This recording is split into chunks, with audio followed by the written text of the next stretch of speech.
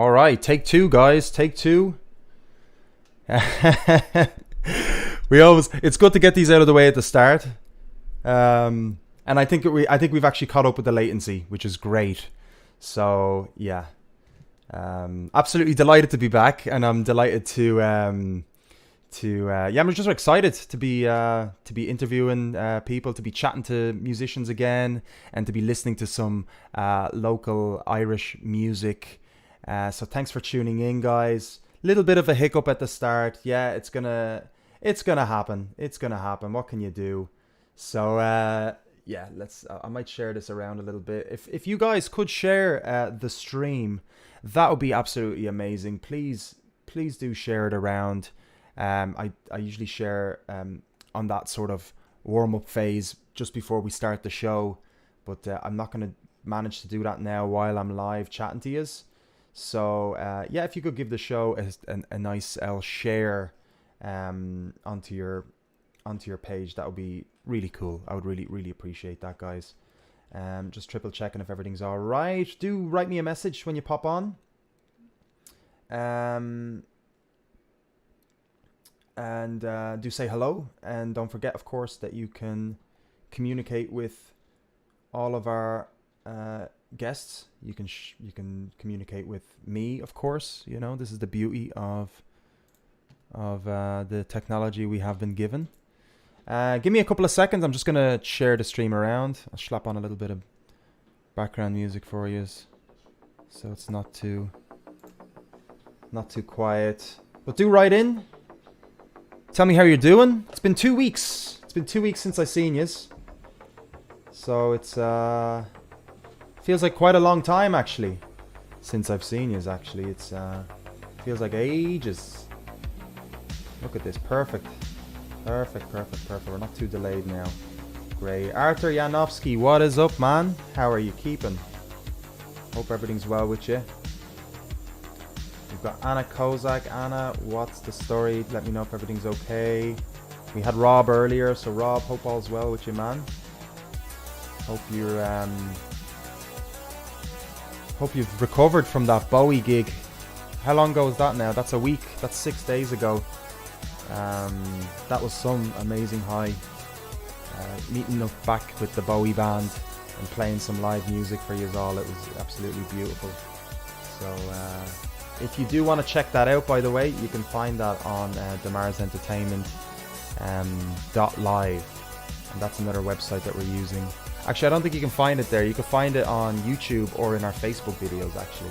So the .live is actually a website set up for merch and for donations. So if any of you guys want to donate to the show, we're going to get bigger and better. So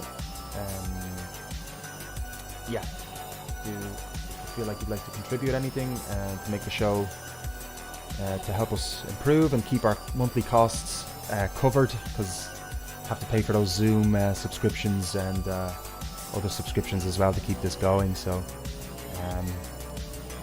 yeah, let me just share this around to a couple of different places. So welcome guys, anybody tuning in. We're going to do some we're going to be doing some casual conversations today with some local artists, and we're going to be doing some local music as well, based in Ireland. For anybody that's looking at us from abroad, we are based in Ireland, and yeah, we're sharing a bit of Irish music, a bit of Irish culture, and yeah, just to show you as well that Irish music is not just Celtic music.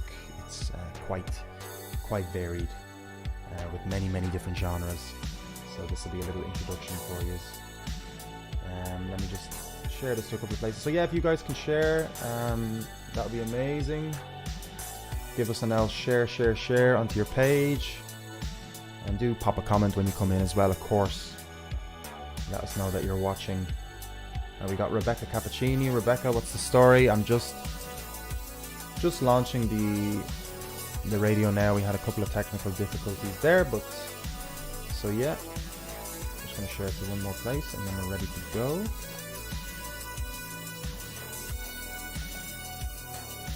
All right, let me turn that down. So guys, I hope you're all keeping well out there on this lovely Saturday. It's been 2 weeks since I've seen you last, so I hope everybody is doing well and keeping positive and keeping healthy and keeping mentally well. There have been some amazing musical releases in the past 2 weeks, and I've also uncovered some amazing projects as well.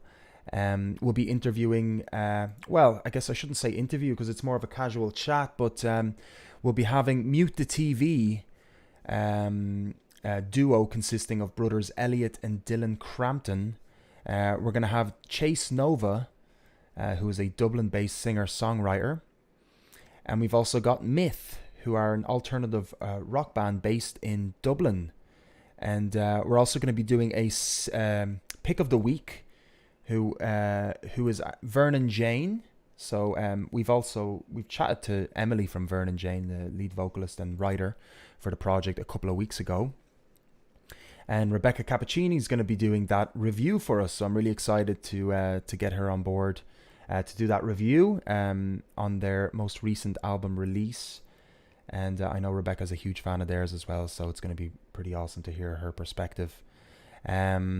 So yeah, I'm also going to play a couple of Irish tracks as well, some local Irish music that have been sent to me over the past couple of weeks. So I did write a post there, and a lot of people tagged and commented musicians, so I had an amazing selection of music. So thanks to everybody who did comment there and interacted with that post. I found some amazing music through that post, so absolutely awesome. Keto, nice background. Looks grand on YouTube. Yeah, man, it's a better experience on YouTube, by the way, guys, just to let you know. So do check it out. And I'm glad you like that background music, man. That's a royalty-free 80s synthwave.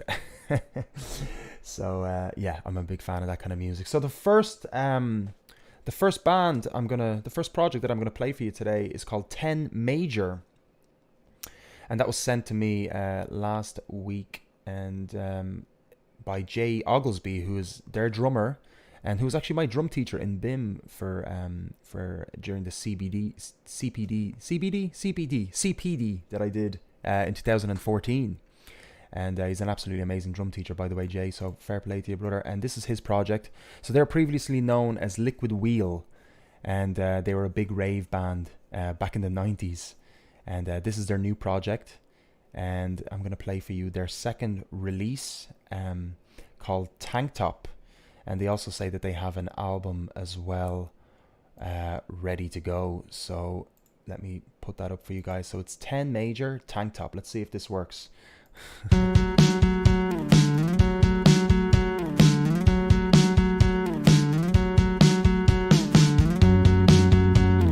used to have a warm tank top. Used to wear it out a lot, faded by the warm sunshine, caught up in the endless time.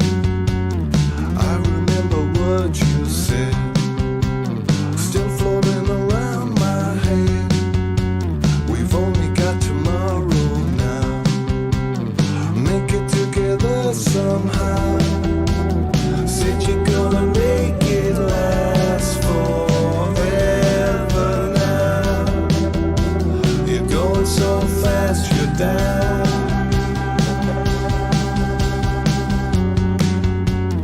Open up a box of tricks, see how all the colors mix. Somehow we just don't fit in. Must have been the things we've seen.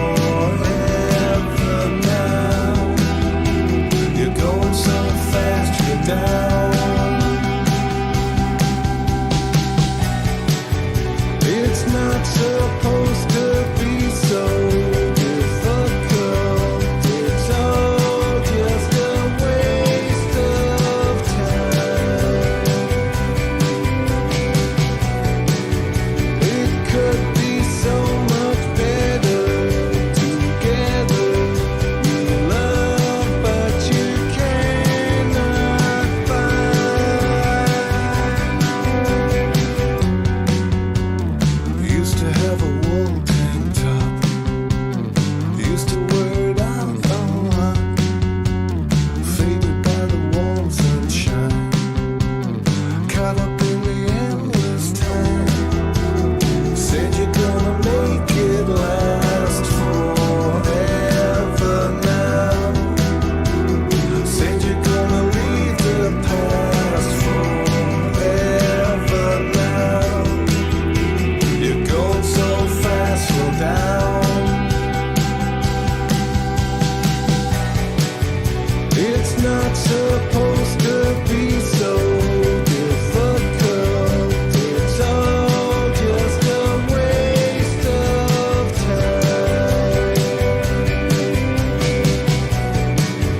It could be so much better together. You look, but you cannot find. It's not supposed to be so difficult. It's all just a waste of time. It could be so much better together.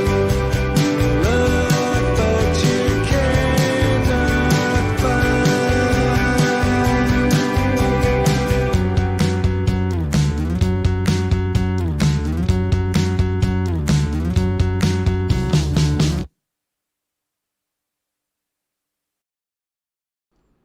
All right, so that was 10 Major, and that's our first track today. I hope you guys enjoyed that. That's a little bit of local Irish music to open up the show today, and then I'm going to bring on our guests. So yeah, do share the stream around. I'm back after 2 weeks, guys. 2 weeks. So I've really missed doing this. I might be a little bit rusty today. I don't know, but obviously I'm get back into the swing of things.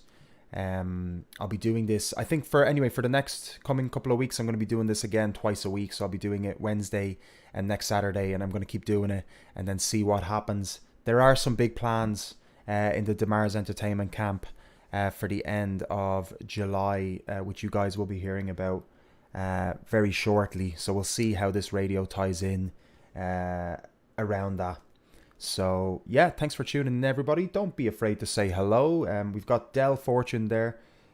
Big hello, you're a true gent and big help to others in the music industry. Thank you so much, Del. And you can find him doing some great live DJing as well through Fever FM. So Del, cheers buddy for tuning in. Really do appreciate your support as well.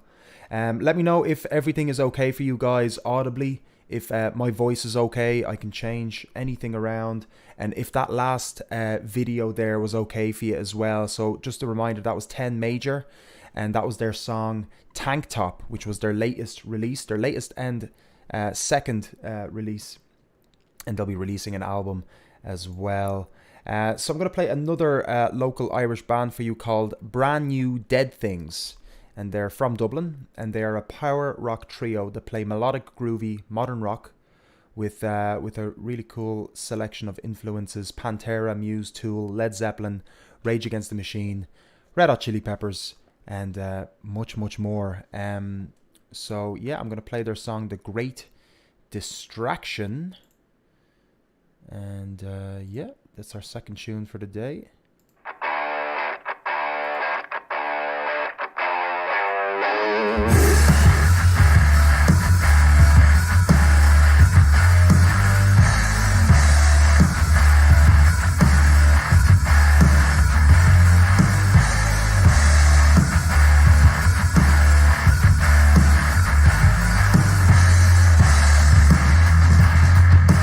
Herding children like the cattle.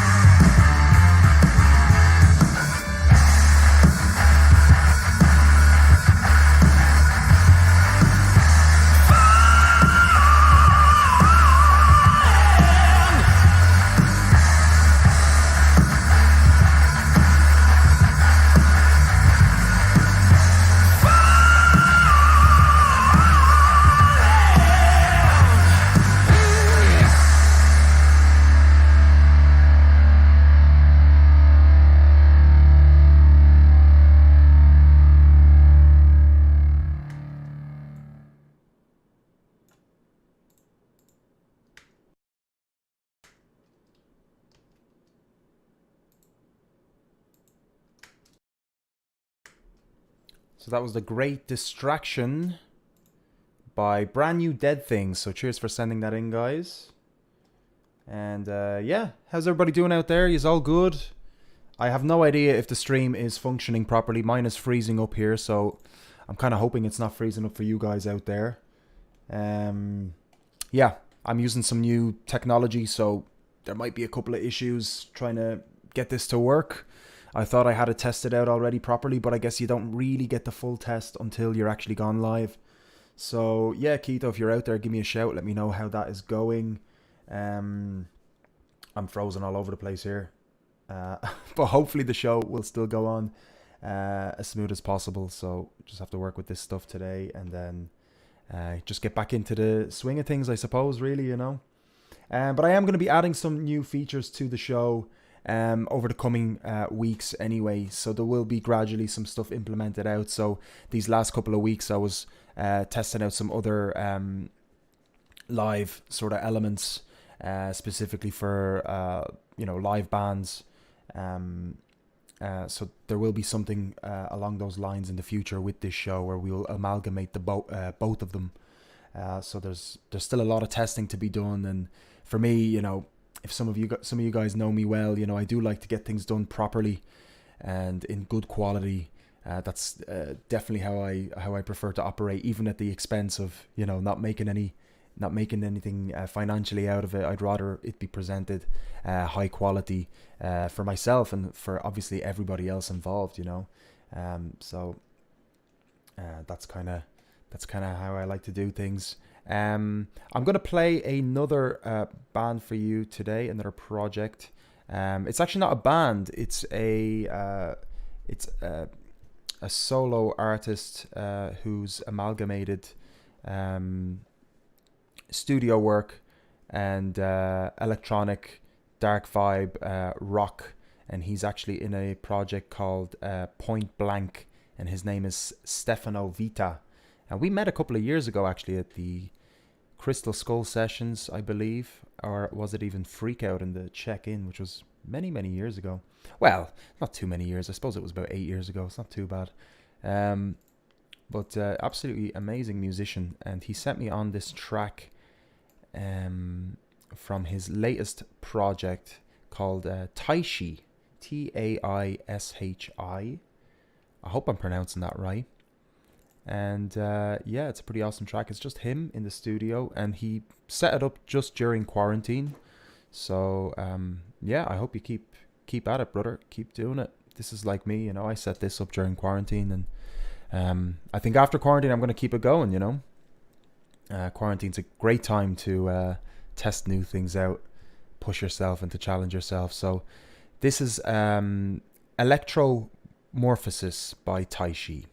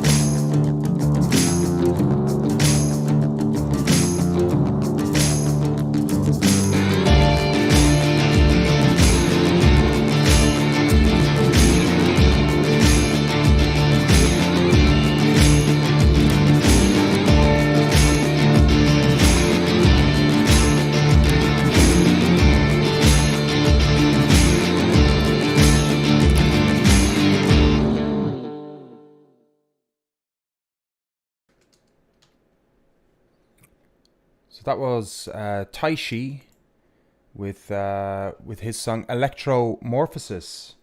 Absolutely awesome. So so that's Stefano Vita, the guitarist from Point Break, which you can check out as well. Another fantastic a surf band actually, who are just absolutely amazing. So I hope you're doing all good out there. Stefano in the without the gigs, of course, you know. But hopefully we'll be getting the gigs back soon. I think we are getting some updates there. So 100 people will be allowed to congregate outdoors sometime in July, I believe, right? So that's absolutely amazing news. We will be seeing a little bit more live music today. I saw a video shared of some buskers, which is amazing to see music at least back on the streets. So that's one step closer to something to bringing back the amazing live music scene, you know, which I mean I'm sure we've all missed dearly. And I'm very excited to get back up and performing as well as a musician. My God, you know, that first gig in front of a couple of hundred people is going to be absolutely, honestly, even like in front of 20 people, I'd be satisfied for now, you know. But it's going to be some amazing gigs. So really looking forward to it all opening back up again. And please God, we don't get that second wave to mess it all up again, to bring us back here, huh? I don't think I could do another couple of months of this. Be pretty rough. So yeah, I'm gonna keep moving. I'm gonna play all of it. Usually I've been kind of mixing up and around and sort of seeing what works best. But today I'm gonna keep the show relatively short, I'd say, because I still have to test out a few things and whatnot. So I'm just gonna use today as kind of like a little tester. Come back and then don't you worry. There's gonna be some amazing improvements over the course of the next few weeks. I'm planning to do some prize giveaways. I am planning to create some extra new little segments within the show as well to kind of keep it a little bit more interesting. And but today we've also got some great guests, and also I'm really looking forward to our pick of the week as well with Rebecca. So there are some lovely little new things as well being introduced to this show as well. But before I go ahead with all that, I'm going to play another song. I might play another 2 songs for you actually, and then I'll continue with the rest of the show. So this is a Donegal-based indie rock band, and they're a 4-piece. They released 2 singles this year, Dark Side and Who Are You. In 2019, they released a 6-song EP called All Our Time and Money, and they plan to release more songs in the coming months. These guys are called Sheer Buzz, which is an awesome name, I have to say. And I'm going to play their song, Who Are You? And I got to kind of decide, I suppose, which song to play by them. And this was a great tune. So, let me just load this up. Things are a little bit slower with me today. I think it's just getting used to using the new software. I usually have hotkeys, so I press a button, bam, it's all sorted. So today is not that day, but hey, it's all good. I'm glad to be back either way, so I'm not gutted at all about that. So this is Who Are You by Sheer Buzz.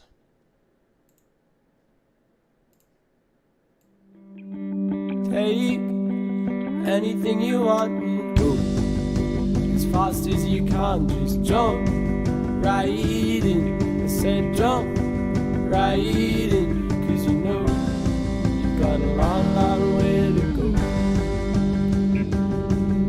Live as much as your family lets you.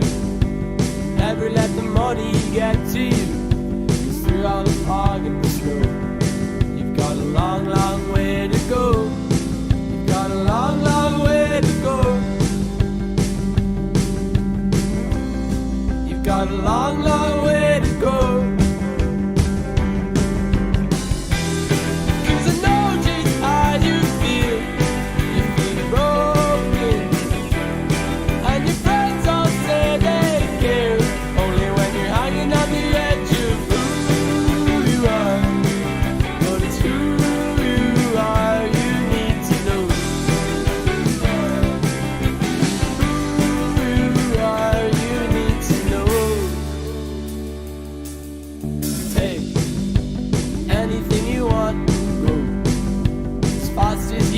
Just jump right in.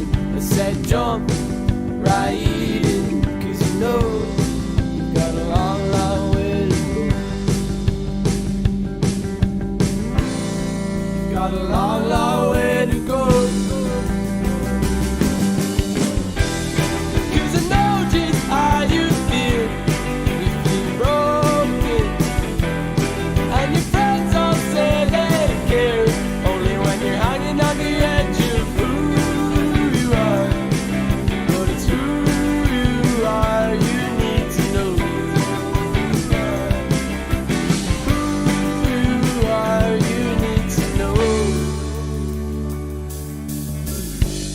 I hope you fall in love. I hope you leave this time. I hope you get a good job that doesn't let your dad down. I hope you fall in love. I hope you leave this time. I hope you get a good job that doesn't let your dad down. I hope you fall in love. I hope you leave this time. I hope you get a good job that doesn't let your dad down.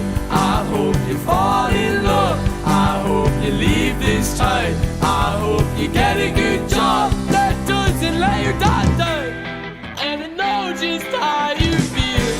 You feel broken. And your friends all say they care. Only when you're hanging on the edge of who you are. But it's who you are you need to know. Who you are you need to know.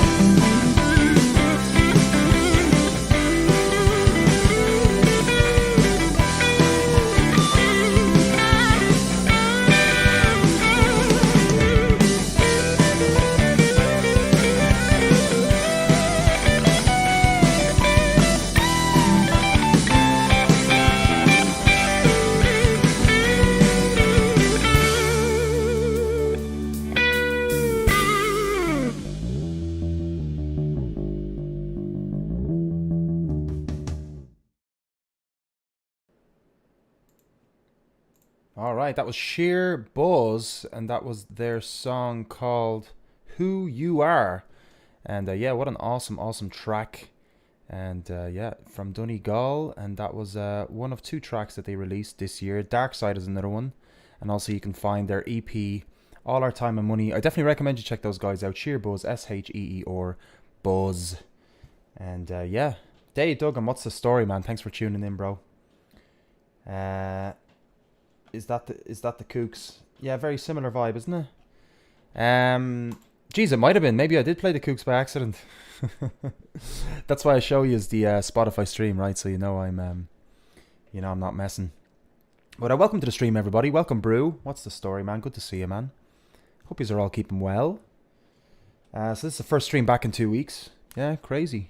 It feels like a lot longer, actually. I have to say, feels quite a while. Darius, what's up, man? Darius from Darius.photos. Are we going to change that name eventually, Darius, maybe, huh? Darius has been doing some great work with me. You've probably seen a lot of his photos, every project that I'm doing. So he's absolutely amazing. We've been doing some videos as well recently. And some stuff, some promo that we're working on, which I'm going to be showing you all really soon. So yeah, I'm going to play one more tune for you, and then I'm going to go for our pick of the week. And then I'm going to introduce our first guest. So bear with me. Yeah, we're taking my time today. I'm not going to rush into things. I'm just glad to be back. I'm glad to be doing this. There might be a couple of hiccups here and there. So look, cheers for tuning in for anybody that has. Yeah, just a little advisory note. It is much more pleasant on YouTube. It's much more, it's better quality. And it's less likely to drop out. So I have pinned the YouTube link there in the Facebook. And you can still communicate with me as well through YouTube. And yeah, there's obviously Twitch and all those other ones. But today I'm having a couple of technical difficulties. So I'm just going to observe Facebook and YouTube for now, guys. There's a couple of extra little things I wanted to add onto the screen today. But they don't seem to be appearing, which is quite unfortunate. So, but I'm not going to let that bring me down because, you know, there's many more of these to come in the future, so little by little. So I'm going to introduce our next and final piece of music for you today, and it's by a band called Whistle. And they're a 6-piece band from Dublin, and they say that their musical performances displays their weakness for Americana-style folk and root-style originals, as well as showing a healthy respect for other artists by performing covers encompassing a wider range of music genres. So the band has been in business in some or other form since 2005, so 15 years.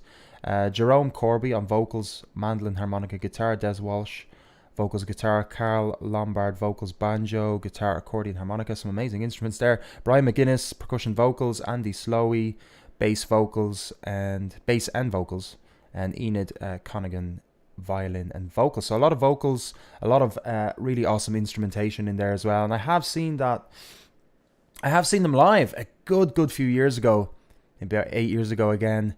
And yeah, they are actually a fantastic band. And yeah, this is their song called Got Myself a Gun. So let me whack that up, and that's actually a video as well for it here. So I think it's time to go. Ride hard for Mexico.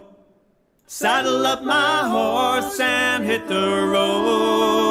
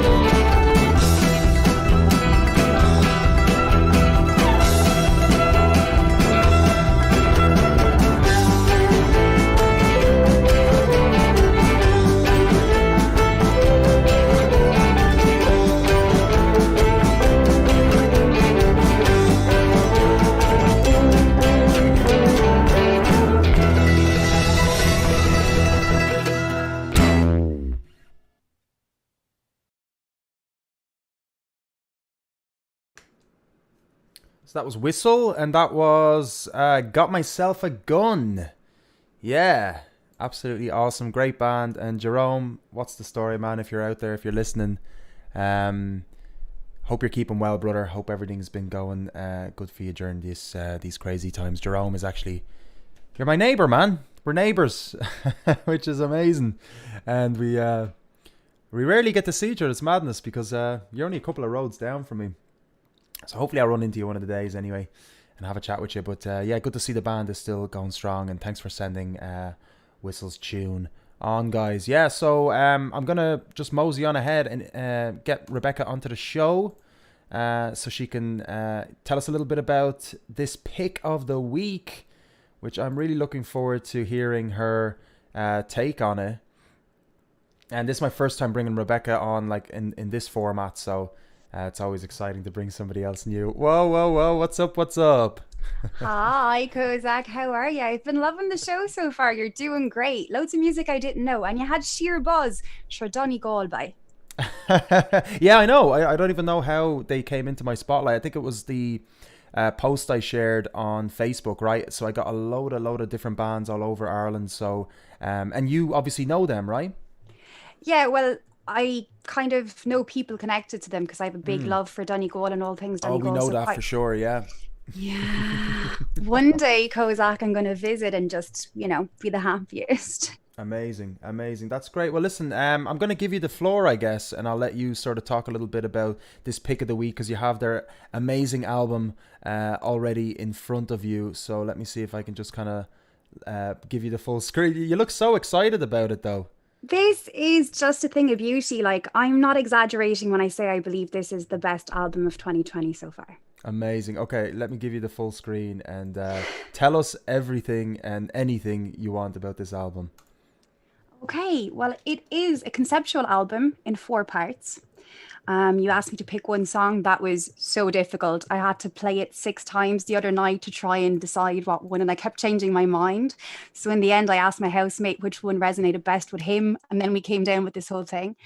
But basically, what it is it's about breaking cycles. It's about relationships in all their forms, possibly good relationships past and forth.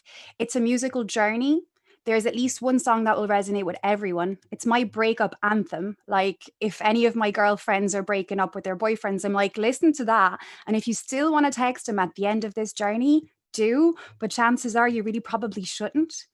It's raw, it's empowering, it's sweary, and it's all done so musically perfect. Like, I mean, they're a 9-piece band.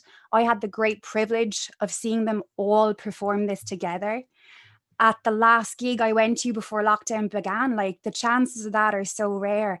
I can't wait for everyone to see the 9-piece do this from start to finish because it's something so beautiful. Like, it's a journey. It's an empowering journey, and it's all about like growth and change and the things we do to fix the people we love and the love we have for the wrong people and maybe the loss of love that we should have for ourselves. So as I said, it's in 4 parts. It starts off with cleanse, sink, drown, and then float. And those are basically kind of, I guess, the different stages you go through after a relationship or a breakup, when you start off and you're floating, and then kind of the loss of all that.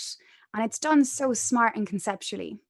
The song I ended up picking for you to play today for everyone is Drugs You Do, which is on the second part called Sink. The reason I picked that, it's a lot more melodic than the rest. It's less sweary, but it's also about being in love with a drug addict and what that's like to want to fix someone you love and having to go through that journey and having to support them and love them and know that they're not all, bad and they're a bit flawed, but kind of losing yourself in that process because you're so busy trying to help another.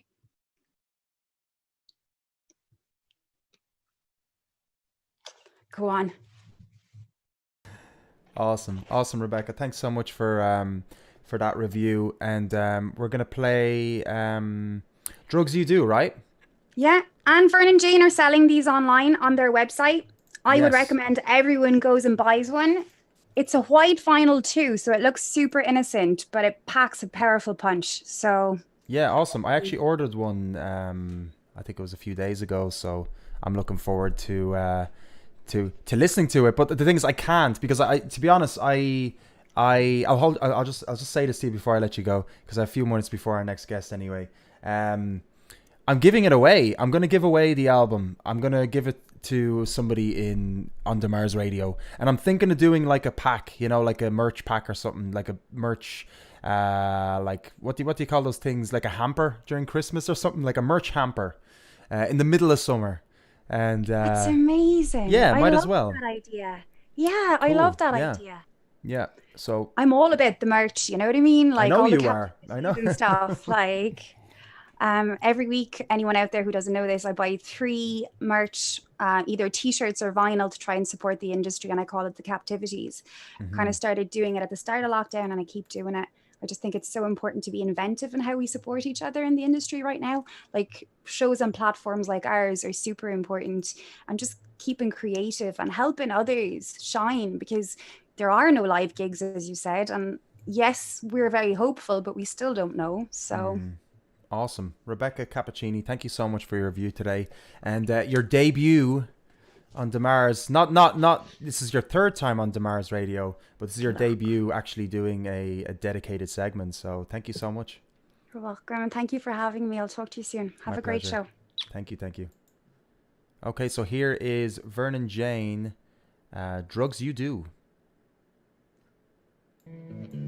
Took me to bed, I could understand. Forgive what you said.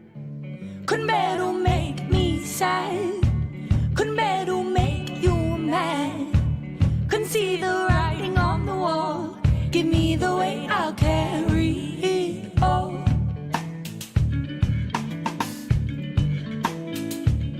Carry you home.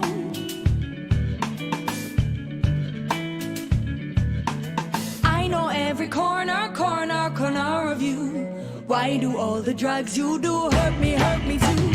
I searched every corner for you. Why do all the drugs you do make me run from you? I know every corner of you. Why do all the drugs you do hurt me too? I searched every corner for you. Why do all the drugs you do make me run from you?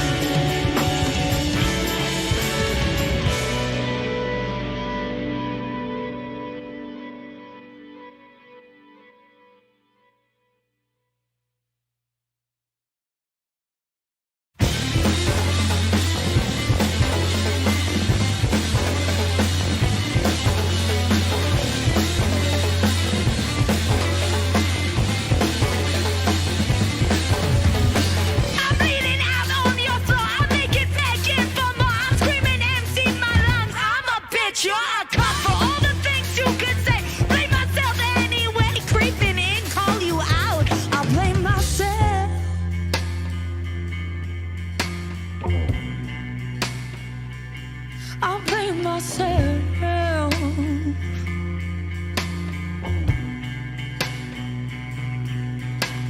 Tell me how you want it. I'm so less. You broke it. You broke.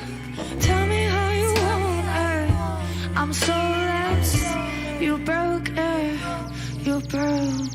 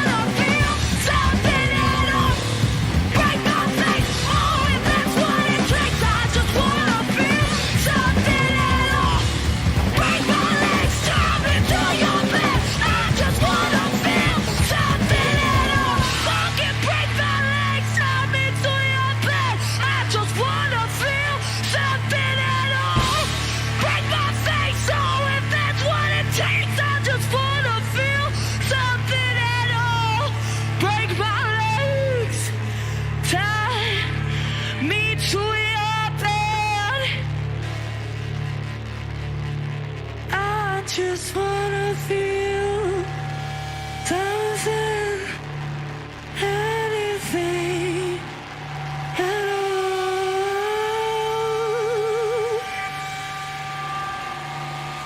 anything at all.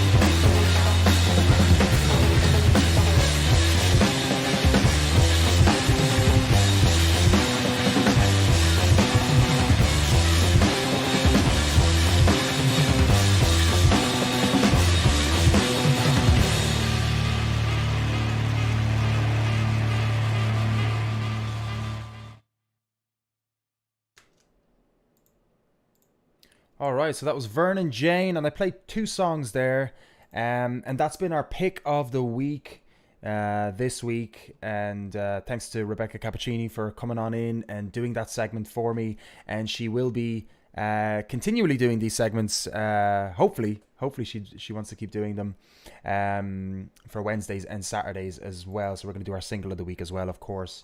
Back to normal as usual. And that was Vernon Jane's song Tree Tree Tree, and previously played Drugs You Do, which was Rebecca's personal pick. And Tree Tree Tree was actually my favourite pick from that album as well, just to let you know. So that concludes our musical part and our pick of the week segment of the show, guys. Now it's time for the guests and a bit of live music. So thanks for everybody for tuning in so far and enjoying the restart journey of deMars Radio, where we're just we're getting back used to things, doing things, and really enjoying it. Obviously, just loving to be listening to music again, in front of you guys, obviously presenting you guys music and having chats with you as well. So do say hello in the chat, and of course don't be afraid to communicate with the guests and myself as well if you have any questions. Totally open for a chat as well, of course.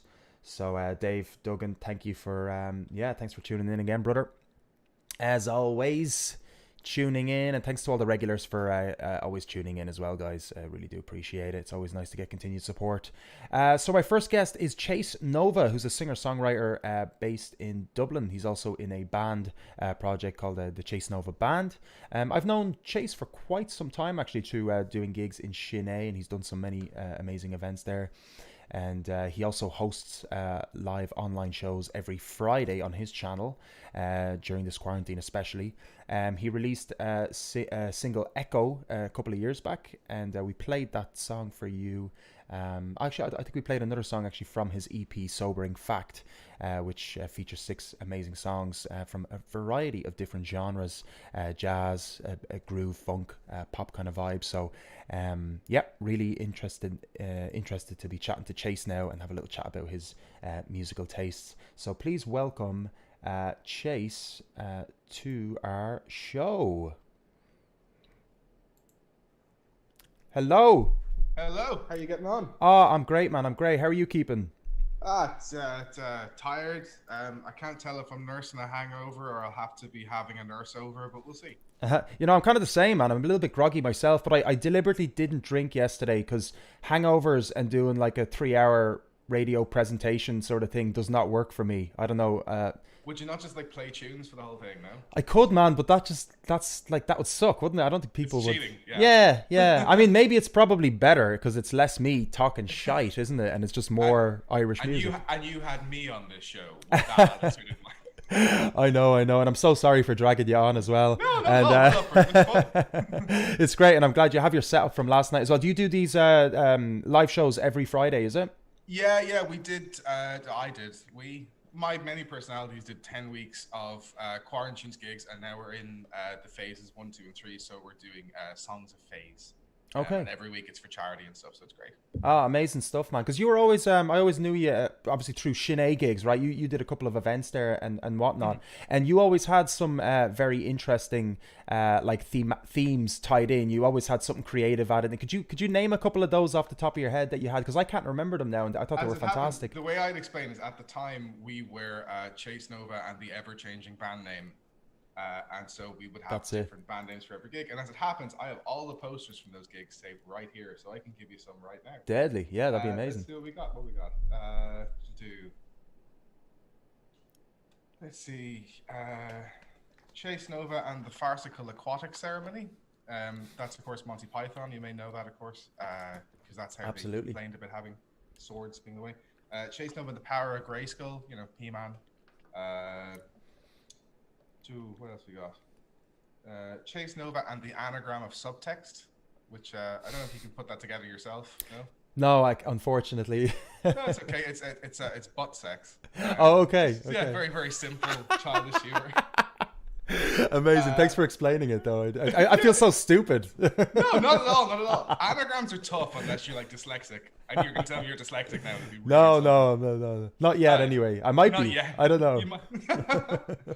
Chase Nova and the Frog Spawn Pawn Shop. That has no meaning. I just thought it sounded. Oh, that's great. Yeah, it's a nice. It rolls off the tongue there. Yeah. Frog Spawn Pawn Shop. Yeah, it just sounds. It's like a rap group or something. Yeah. I think that might be it. I might have 1 or 2 more, but I'd be going. And they were all in Shinee, right? Yeah. There was we started doing them. I was on my own at the time in August 2015, and I put the band together around that Christmas. And I'd say we were doing, the gig was Chase Nova's Temper Musical Spectacular, which just doesn't roll off the tongue as much. And that was probably, I'd say 2.5, 3 years we were going. It was around July 2018 we finished up, so it was a long time. And you're, were you always in Dublin, or did you live somewhere else before, or? I mean, I can't speak for any of my previous incarnations, but pretty much always in Dublin, yeah. Okay, great. No, amazing. I always thought you were from the States or something, so forgive me for assuming such. It's just Chase. People always, yeah, it's a stage name, dude. Oh yeah, that's Everyone what, always assumes. that's yeah, it's the same as Kozak deMars. And I changed it to that now. Not as long as yourself, but yeah, I Where does felt Kozak like I come wanted from? to. Was it to do with Kojak in some way? I'm just curious. Yeah, no, it's actually my last name. So my parents are both Polish, and yeah, they moved here in '89, so I was about 6 months old. So yeah, hence why I don't sound really Polish at all. No, that's pretty good. That's pretty good. I know yeah. 3 things in Polish, and I'm allowed to swear on this. I'm gonna tell you. Oh, in please, Polish. yeah, Yeah, absolutely. cool. So I know Zrob mi lasko dyskurczek. Say that again. Zrob mi laska diskurwasa or Skurvesin. Skurvesin, that's it. So Zrob mi laska diskurvesin. I know that one. Hopefully no one who listens to this. No, hopefully they are. I mean, this Oh is, yeah. I know. Vievu. only they will know. What is it? I know Vievu Viebu. or Vieviurka. Viviurka. Yeah, squirrel. Vieviurka. Yeah. I can't remember how I figured That's it so out. nice you know that. That's such a random word. I remember it was when I was working with a bunch of Polish guys in Dublin, and essentially there was a guy running around like this, and he's like, Vieviurka, Vieviurka. And I was like, what the hell is that? He's like, it's like, you know, and I'm like, what the fuck? It's a squirrel, yes. Yeah, and it's not an easy word to say. Like, fair play to you for remembering that even. I think he was calling it Vievu, and Vieviurka kind of came back to me a little better. Oh, I had okay. like I had a Polish friend who got married to an Irish guy in Poland, and I had a Polish drummer in my band, Marta, for whatever that was, 5-6 years. Amazing. And how long are you? Do you have the same incarnation of the band that you started out with, or has it changed a little bit, or how does it work? It's kind of always changed. I mean, the core is like me and Martha. We've been on pretty much a break just because we took a break for the year because I was getting some stuff done and applying for jobs. Martha was going back to college. Ken was busy. But the band started with me, Michael, and Martha. So Michael on bass. Michael Tetley, you might know from the Wish Trials. He was in for quite a long time. They were pretty big. Martha, you wouldn't know from anything. She keeps to herself. And then Michael left. I got Ken in to play bass. He's been with the band since probably 2015. So that's 4 years. Me and Martha have been in 5 years, and we got a sax. We've had 3 different sax players. They're the hardest to keep hold of. I'm sure you know. Yeah, they are actually. I've only recently been getting in touch with sort of brass section, and they can be quite hard to find, and obviously they're quite busy people as well, right? Because they're quite sought after. So, and generally they're session musicians, right? So. That's pretty much their entire job. And one of them actually, who we had recently, had to leave because he joined the army, which is like actually the perfect job if you're a sax player. If you join the army band, you play 110 gigs a year and you fuck around and you get paid great money. That's the most like prosperous thing for a brass player, right? Which is crazy, yeah. I mean, you do imagine like somebody on the trumpet, right? When you're talking about the army, of course. Sax not so much, but obviously there is an army band makes sense. Yeah. They're kind of shunned. They're thought of as like the sort of losers of the army band, you know. That's probably like how they are anyway, aren't they? In the brass section in the normal music. It's not money messing. No, they're wonderful people. I have some good friends. And some of my best friends are sax players. Yeah, exactly. No, I know some really, really amazing sax people. You know, sax people. Yes, sax people. We'll just call them.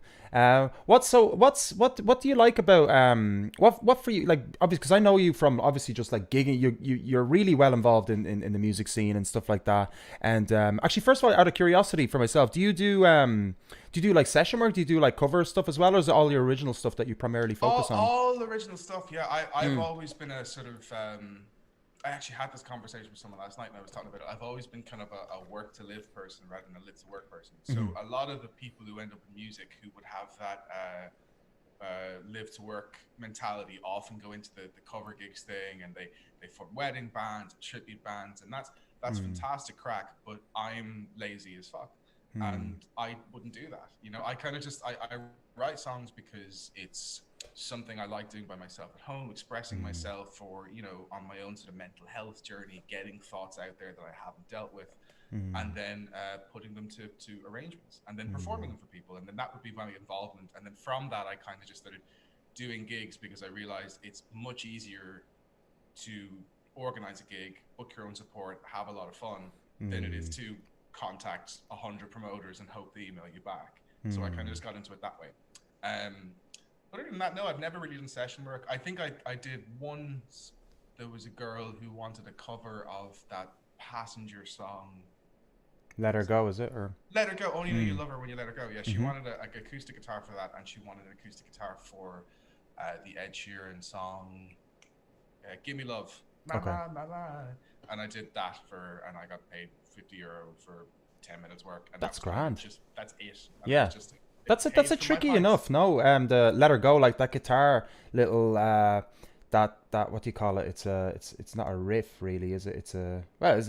It's not really a riff. Is kind of chords, right? So it's a Yeah. melody. It's kind of tricky, no, on the guitar. Like it's kind of like. You've obviously learned it. I learned. No, that. I'm a drummer. I'm a. Oh, you're a drummer, but you're grand. I learned that probably, I'd say that must be 9 odd years ago, whenever that song came out. So I couldn't tell you. I remember it wasn't too bad. It was kind of just like an F chord up here, and you just kind of. Wow, it's that old.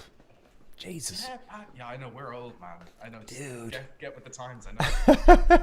Sometimes I need that reminder, just like I need the reminder that we're still in quarantine, right? Because I forget at times, and then this wave of reality just hits me, and it's like, oh shit, yeah, okay, this is the truth. This is what's I was actually out happening. to visit some friends last Saturday, and I went out and I sort of came up and went to like we all sort of social distanced and had drank, and we were just like, hey, this is great, this is great. And then like one of my friends is a nurse, and when they all went inside, one of them snuck outside while I was like having a smoke in the back garden. She was like, "Hey, if no one can see us, do you want a hug?" And I was like, "Shh, yeah, the nurse is there though." Oh my god, they just hug in the end, yeah? We did hug. We did Oh, hug. that's and then adorable. the nurse came out and caught us. And she was like, and I was like, "Turn around, you don't want to see this." And then she's like, "What?" And I was like, "We're hugging." And she goes, "Oh, I came out here to see if you wanted a hug." And I was like, "Yeah, come here." It was really nice, really sort of like really wholesome. What do you think, like, because it's hard to sort of like, especially as like in Irish culture, like, because Irish people don't like being rude or anything, and I've had to, like, I've met with clients recently and just people and friends, and you know the initial thing is to shake your hand out of courtesy, right? And it's kind of like, who's the first person to go, oh, actually, sorry, yep, elbow thing, and I've had these kind of like, they're not awkward, but they're just kind of little things that are happening. I'm noticing now, and it's like, oh yeah, this, of course, yeah, you know, you're having these kind of different first time reactions. And are you seeing that a lot yourself? Like, I'm pretty good about it, just because I have like so many friends who are in medicine. I've got families who are in medicine, and I've got friends who are biomedical physicists, and I would chat to them about it, and they'd be just like, "Don't fucking hug anyone." I'm like, "Okay, cool, yeah, well." It's just worth not to do it. Like, it's just worth to be over. For the time being, Yeah. I think if it's something like, you know, you're going, say in like, what is it, 2 weeks time, we'll be outside, we can travel island wide, and we'll be able to like go to houses. So I've got my mates, we're gonna go to a house, we'll cook some dinner, go for some hikes and stuff like that, and get drunk as fuck probably. But when we do that, we can probably like sort of say after a day in the house, like, well, the social distancing isn't going to help now, so we can all do that. But like in terms of just meeting anybody randomly in town, I'll go up and I'll be like, "Hey." Yeah. Whip out the elbow. I've been doing that myself. Like, I'm getting used to it, you know, obviously, as everybody has to kind of Try it that way. used to That always feels a bit more sort of like manly. It's like a Oh. high five. Oh, that's like, yeah, when you're checking chewing gum as well on your shoe, you don't look behind you, you have to look in front. So this is kind of the same way. You do that. Okay, I'm the opposite. I have to do that. I can't do No, that. I think I do it that way as well, but people would yeah, I do it that way. And then I think when I was younger, you know, people would be like, "Ah, yeah, you don't do it that way." You know what I mean? It's like that one guy who says, "Oh, I can't reach under the car," and then one guy just gets down on his chest and reaches and kicks the football out. You know? Yeah, One exactly. guy who has it sussed. Oh yeah, absolutely. Doesn't even think twice. It's just part of his nature. It's like that tribal leader mode or something. It's like, yeah, just do it, don't think. Yeah, crazy. Anyway, interesting conversation, I have to say. But I'm really curious about your EP, man, because it's an LP, right? It's 6 songs, right? So is that an LP? I should know this stuff. This is the thing. We released it as an EP, and then we did an interview with a radio, and they explained to us that because of how long it is, it's actually an LP. And I was like, oh, okay, so this is actually our first EP and our first LP. So that's great. Well, it's an awesome LP. I really enjoyed listening to it, man. And it's such an amazing, awesome variation of different kind of genres in there and different styles. And I'm just kind of curious about like how that kind of mix came about. You know, perhaps your interest in these kind of genres like jazz and kind of like that kind of mix with pop, and I'm sure there's other genres in there that I'm just not really able to recognize. That's the thing is, I kind of I'll be honest, it actually was very much intentional to have like a huge mix of stuff in there. And the reason for it was, first of all, thanks for the kind words, by the way. I haven't listened to it in over a year, so the fact that you're listening to it, I'm like, oh, dude, thanks. But I think the reason is that I kind of always thought that normally Do you ever listen to the Blind Boy podcast? Him a bit sometimes talking about stuff like this. He made a very valid point that like what often happens with music is it's a bit like evolution. There's a strange deviation from the norm, and all of a sudden that becomes interesting. And what happened is a good example with Nirvana is that you had rock music, and then all of a sudden you got a guy that can't really sing and just screams because he was a huge fan of Brian Wilson or Dennis Wilson at the time, who had a really screechy voice. And then all of a sudden that's grunge, and then you've got Pearl Jam, Smashing Pumpkins, all of these bands, this huge wave of stuff. And so I kind of thought that I was writing songs as an acoustic guitar player, and I was sort of thinking like, what are the instruments I like? And the instruments I like is I love a saxophone. I kind of like electric guitar, but I think it's not that cool at the moment. People just don't really dig it at the moment. And I needed a cool drummer, and I needed a cool bass player. And once I put the band together, it was just a matter of the fact that like, the more we would frequently jam and just come up with stuff, as the songs would just come out in different ways. So it would be like a riff, a drum thing, a bass riff, a sax line that I had in my head, or that Gavin at the time had in his head, and we would put it together from there. So it was intentional to have a load of different genres because we weren't trying to be one thing. We were just, the songs were written, and this is the musicians we had, and we arranged them as best we could. Interesting. So, so obviously because you're also like a solo artist too, right? You're a singer-songwriter. So would you also write sort of the lyrics, obviously all afterwards, right? Or would you have stuff prepared already that you kind of throw in there? Or how does that work as well? Because I know people, it's always different, right? I guess that's probably the answer, is it? That is exactly the answer. It's always different. Like you'd write a song and you were like, okay, this is great. And then you would go in and play it for them. And it might completely change, but the lyrics would pretty much be the same. Or in the case of like there's 2 tracks in that EP, one is called Number 51 is the first track. And the 4th track is called Shocked, which is a little bit of Irish humor because that song's 7/8. So we call it Shocked because Shocked is 7 in Irish. And, brilliant. Jesus, I didn't even pick that up. That's great. No one did. No one did. No one got it. I'm a drummer. I should have fucking picked that up. Fuck's sake. We apparently have the most amount of 7/8 on our LP of any Irish band in the last 5 years. I wasn't aware of that, so that's interesting. That's amazing. Yeah, there you go. But yeah, no, it would just be come in, jam a song, add sections, move sections, and then with those 2 tracks, like Number 51 and Shocked, it was just that the guitar parts, which were kind of integral to it, were too hard to sing over. So we're like, okay, we'll make them instrumentals and we'll add bits of vocal stuff here and there.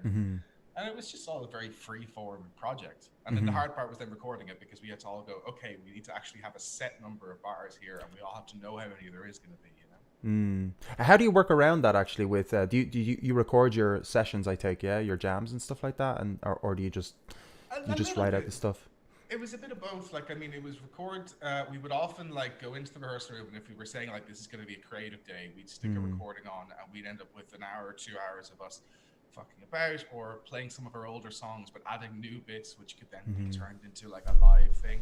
Like for the end of the track Echo, we figured out that by playing the end of it in 5/4, you'd have like a da da da da da da da. Yeah. And we figured out you could turn that into Mission Impossible. Bam, bam. Oh, amazing. Bam, yeah. And we'd have the sax play the and stuff like that would just come about, and that was kind of fun. But yeah, putting it in order then would more be about figuring out a certain cue, and normally it would be I would give Marta, the drummer, a nod of some sort, and she would know, okay, it's going to be 4 more bars until I do this hit that's going to let the other guys know that we're dropping out or we're coming up or something like that, you know? Okay, so when you guys perform live, is this with regard to you playing gigs, or is this would be us just playing gigs, definitely. This playing gigs. So would it sometimes be a bit longer and stuff? So you give yourselves a little bit more. Totally. Yeah. Echo, I think there's a video of it live. It's 11 minutes long. Wow, that's awesome. 3.5, yeah. And you take turns, like, because I'd love to see this actually. But I'm curious, like, is it you guys take turns, kind of just jamming little solos and stuff like that in between? How does that? It's kind of a bit of jamming solos. It's a bit more like there's sort of rehearsed pieces. There's medleys too. So like the end of Mildred has kind of this 90s rave vibe. There's a ba ba ba ba ba da, and then what we did with that was we decided, okay, well that fits perfectly with playing the Bloodhound Gang. Down, down, down, down, down, and then it fits perfectly with. I actually don't know the name of the song. It's my love ain't got no more. Oh yeah, Desire. Yeah. So that fit pretty well. So we sort of did like medleys into them, and then we feck about with it, and like do some talking, or the band would go really, really heavy on a solo. If we were doing a festival or something, I'd take the guitar off and sort of jump down and start dancing around the audience a bit and stuff. And that's awesome. keeping it free and energetic, you know? Yeah, it sounds great, man. Because I don't think I'll admit, I don't think I've actually seen you live. No, Maybe, that's cool. We haven't played in like a year and a half, so that's cool. yeah. I mean, maybe I've seen you as a solo artist. I think I do remember seeing you as a singer songwriter, but dude, I'd love to see that live because I can envision that now. I think that's exactly what people at festivals for sure like. But it really does hone into sort of how the Irish crowd, what the Irish crowd likes. I think. You know, for me, I would as a person in the crowd, and I can imagine a lot of people going crazy for that stuff, like the medley stuff. You linking in your originals with already existing tracks, which is and the tracks that you are using. You know, some of those artists that you're mentioning, some of those songs are really popular. And if a DJ put them on anyway as a solo thing, as a separate entity altogether, people go crazy on the dance floor for that stuff. So that's interesting, and it is free flowing. I really like that. You know, I really like the sort of freedom of sort of expression and letting things go naturally almost. So it's like a stream of where is it going to go? Oh, it feels like it's going this way. So I'm kind of getting to how that sort of process works for you.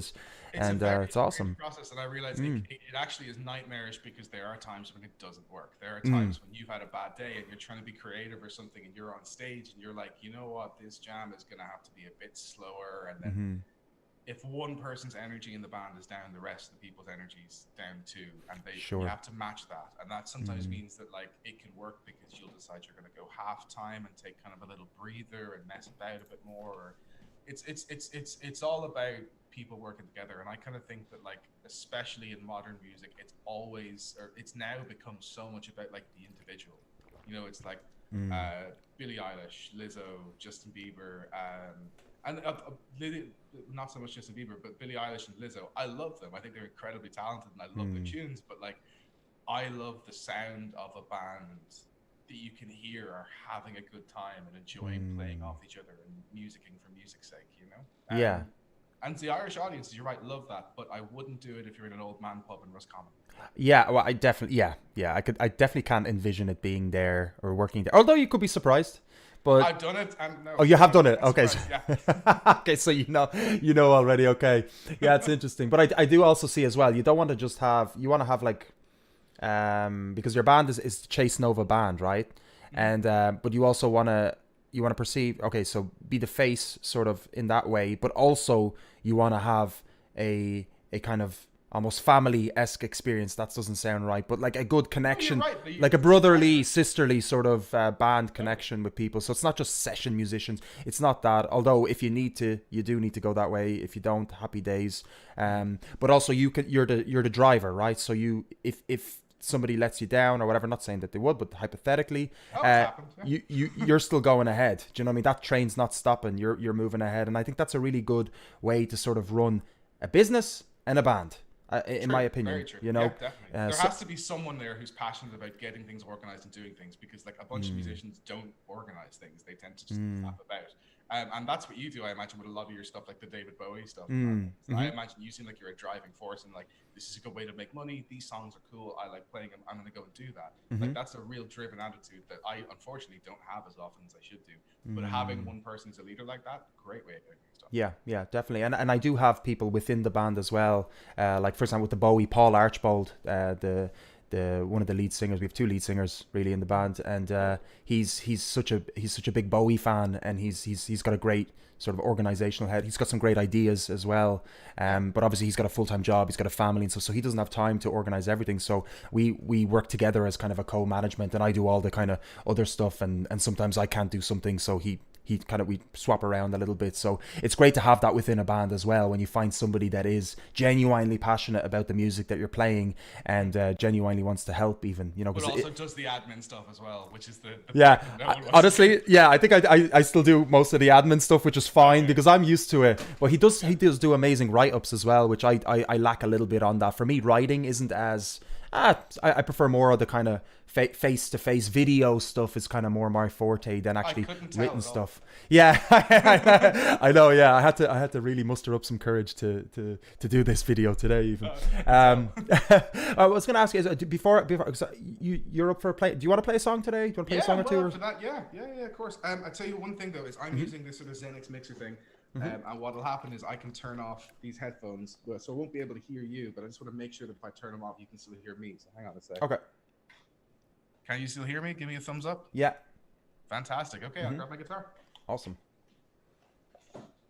So I'm here with Chase Nova, guys. Yeah, we're going to get a little performance from Chase. And if you guys have any questions, please do send them in. Thanks for tuning in, guys. I hope you enjoy the show.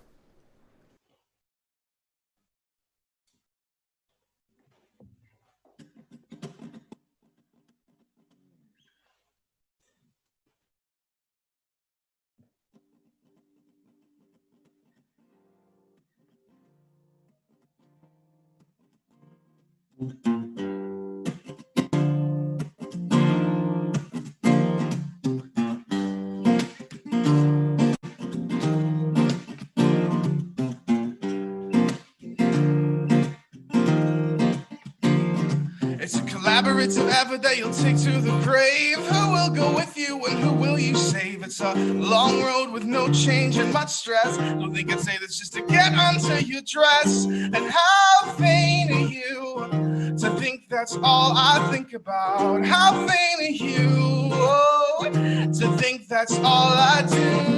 Hello, hello.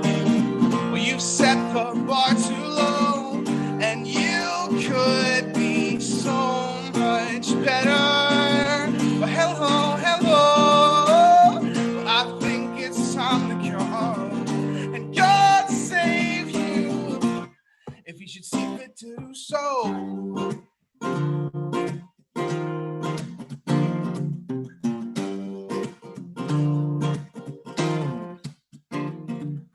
Watch your step or I will stop your breath, son. You'll have a footnote that reads cause of death. She get the arrogance and insolence and believing the providence has put you on a pedestal so high above the rest of us. Well, now it didn't. Oh no, it didn't. Well, don't look now, cause you are falling out. Hello, hello. Well, you've set the bar too low, and you could be so better, but better. Well, hello, hello. Well, I think it's time to go, and God save you if He should see fit to do so.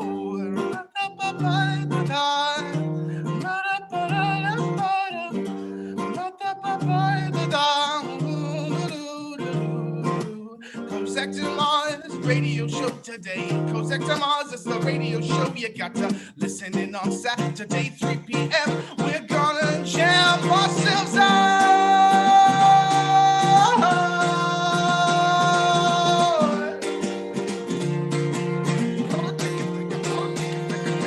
Echo, echo, echo, echo, echo, echo. How did you sing so low? Well, echo, echo, echo, echo, echo. How did you sing so low? Well, echo, echo, echo, echo, echo. How did you sing so low? Well, echo, echo, echo, echo, echo. How did you sing so low?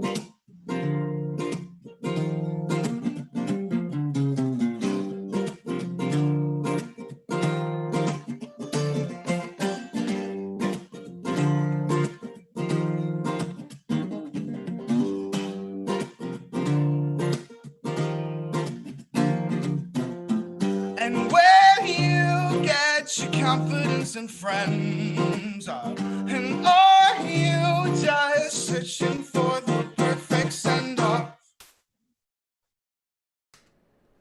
Awesome. Awesome, brother. Thank you very much. Can you hear me? So that was appreciate the Kozak deMars radio plug there as well. I always throw the shout out and stuff. Well, I mean, I if love you're it. listening to this, it's not much of a plug. No, but I mean, what I'll do is I'll cut this piece up as well, so we'll have like a nice little. Cool. I might even cut that out as well and just say, oh, here's a version of Chase's Echoes with Kozak deMars in it. It's amazing. Do you want to play another song for us, or I know you said one, so I don't want to put pressure on you, brother. Whatever you're feeling. I can probably do one more.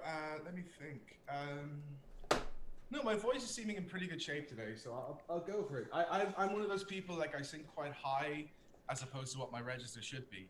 Mm-hmm. So I often find days when I'm sort of like, and it doesn't work too well. You push it too hard. Like, how long was your set yesterday? How long was your? Yesterday was 45 minutes, but the week before that I said I was doing 45 minutes and I was on for an hour and a half, and the longest that I've done on my own was 3 hours. It's hard to stop a stream, right? Do you find that, or was there a different reason? It's more so that, like, what happens is people join in as they come. So, like, I'll start a show and there's 2 or 3 people, and then they come with me for, an half an hour, and they drop off and go get a glass of wine or a cup of tea. And then someone comes in for the last 15 minutes and they've got like 6 requests, and you're like, man, it's late now. I'm tired. Yeah. You should have been here at 9 o'clock. You were not one of the good boys and girls. You should have been one of the good But you love music so much, you're just going to keep playing, right? I was trying to turn it around positively for you, but until I'm tired, man. yeah. Let me think. That's cool. I want to kind of do one just because I've been working, like, obviously that EP's 2 years old, We had the anniversary gig a couple of weeks ago, and we actually released on the day that the repeal of the 8th vote passed. So, like, we did like a little fundraiser for that, and so maybe it's cool if I play something new, something debuting, I suppose, on the show. Oh, that would be excellent, brother. Yeah, cool. Okay. Nice one. I've always kind of thought of this song as being like a sequel to Echo. Just because thematically it's quite similar, and it's got some sort of angry lyrics at the government and stuff. So, very Rage Against the Leo.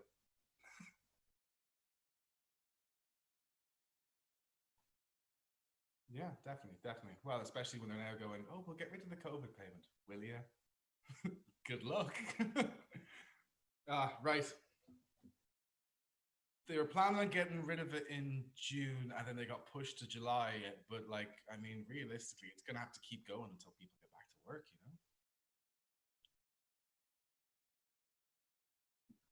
Of course not. Like, bars are not going to make enough money to pay all their staff if they've only got 20 people in at a time, Is music your full-time profession, or do you do something else? I work you work full-time as well. Okay. Yeah. Okay, good. I'm kind of glad I did, because otherwise that would be really annoying right now.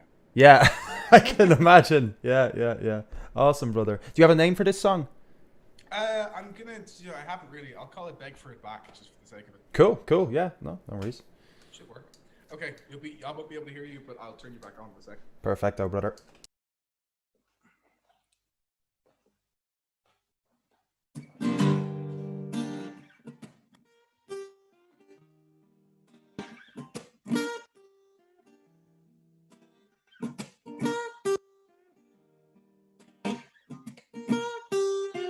Bless me, Dawkins, for I have sinned. I'm an inconvenience to my government. I can't afford to have no car or life, but everyone thinks the world's fucked up sometimes. You, your mother, your sister, your brother, they all believe you'll find your place. But what if you don't deserve one at all? 'Cause your life's not your own anymore. They took it all from you, and now they're making you beg for it back. But you are not in control of me, and all that's left for me to do is sing. Well, how do we get out of here? Oh, 'cause this is the way I spend my days, exploring lyrical oddities and living on cheap commodities. It's all the same to me if you stay or go. If all is fair in love and war, then I think nothing's fair at all. Oh, my love is a weapon and it's gonna blow. Oh, you are no danger to society, but well, you're a menace to my soul. 'Cause your life's not your own anymore. They took it all from you, and now they'll make you just beg for it back. But you are not in control of me, and all that's left for me to do is sing. Oh, well, how do we get out of here? Oh,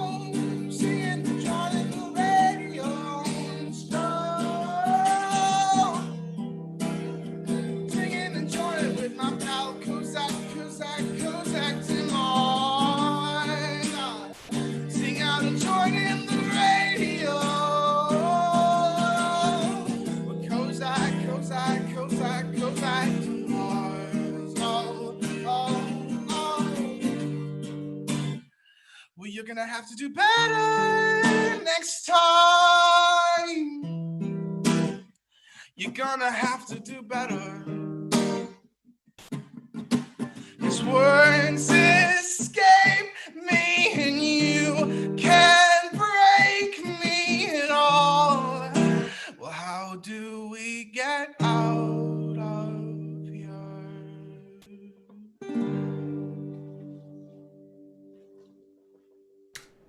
Awesome, brother. Awesome. Thanks, man. Another shout out for you there. Wasn't planning on that one. I rehearsed the other one. Did you? I love it, and I can sense that, like, you know, like, I guess it's. Would you find it boring to just sing the same song repetitively all the time? Right, you need to kind of add some sort of flair each time you play it, right? If I ever write Bohemian Rhapsody, yeah, that's fine. I'll sing that the same thing every time. But my tunes, yeah, you gotta have some fun, and like, I mean, there's nothing better, I think, when you're in a rock out section or something, and you're just like, yeah, because that's what your body's doing anyway. You might as well do it to the microphone. Yeah, I love it. And with regard to as well how you're feeling at the time, or where you are, where your head's at, who you're with, and I really like that as well, because as a drummer, so drumming is my primary, probably my only instrument worth mentioning anyway that I play. And I see the guitar behind you. Yeah, that's not mine. No, that's just for show. I won't say anymore.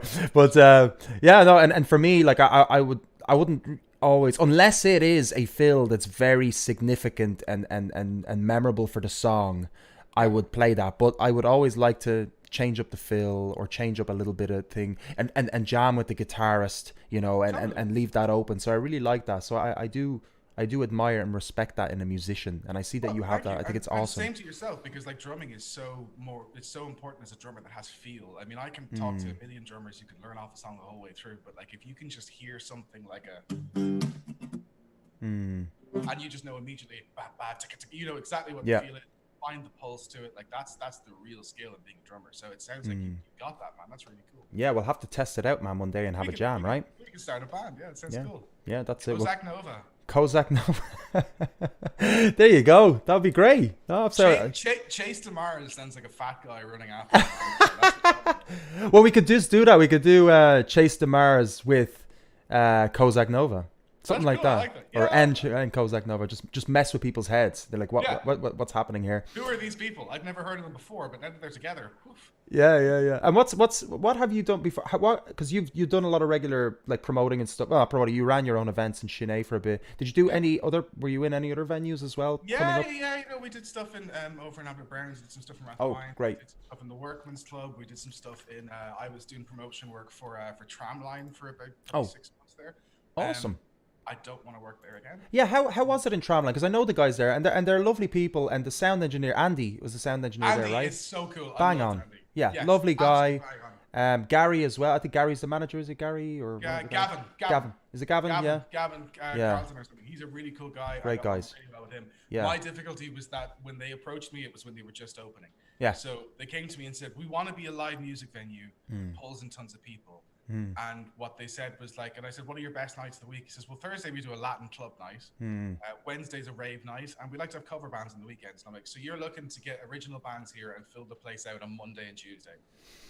And that's a big venue, big enough, like 300 people or something, right? Easily. Well, 300. Apparently, they can fit 300 people with the social distancing, so it's actually more than that. Jesus, wow. So I was taken aback, and I was sort of like, if you want this place to become a cool music venue, you have to start early on and just make sure that every night of the week there's a quality act on.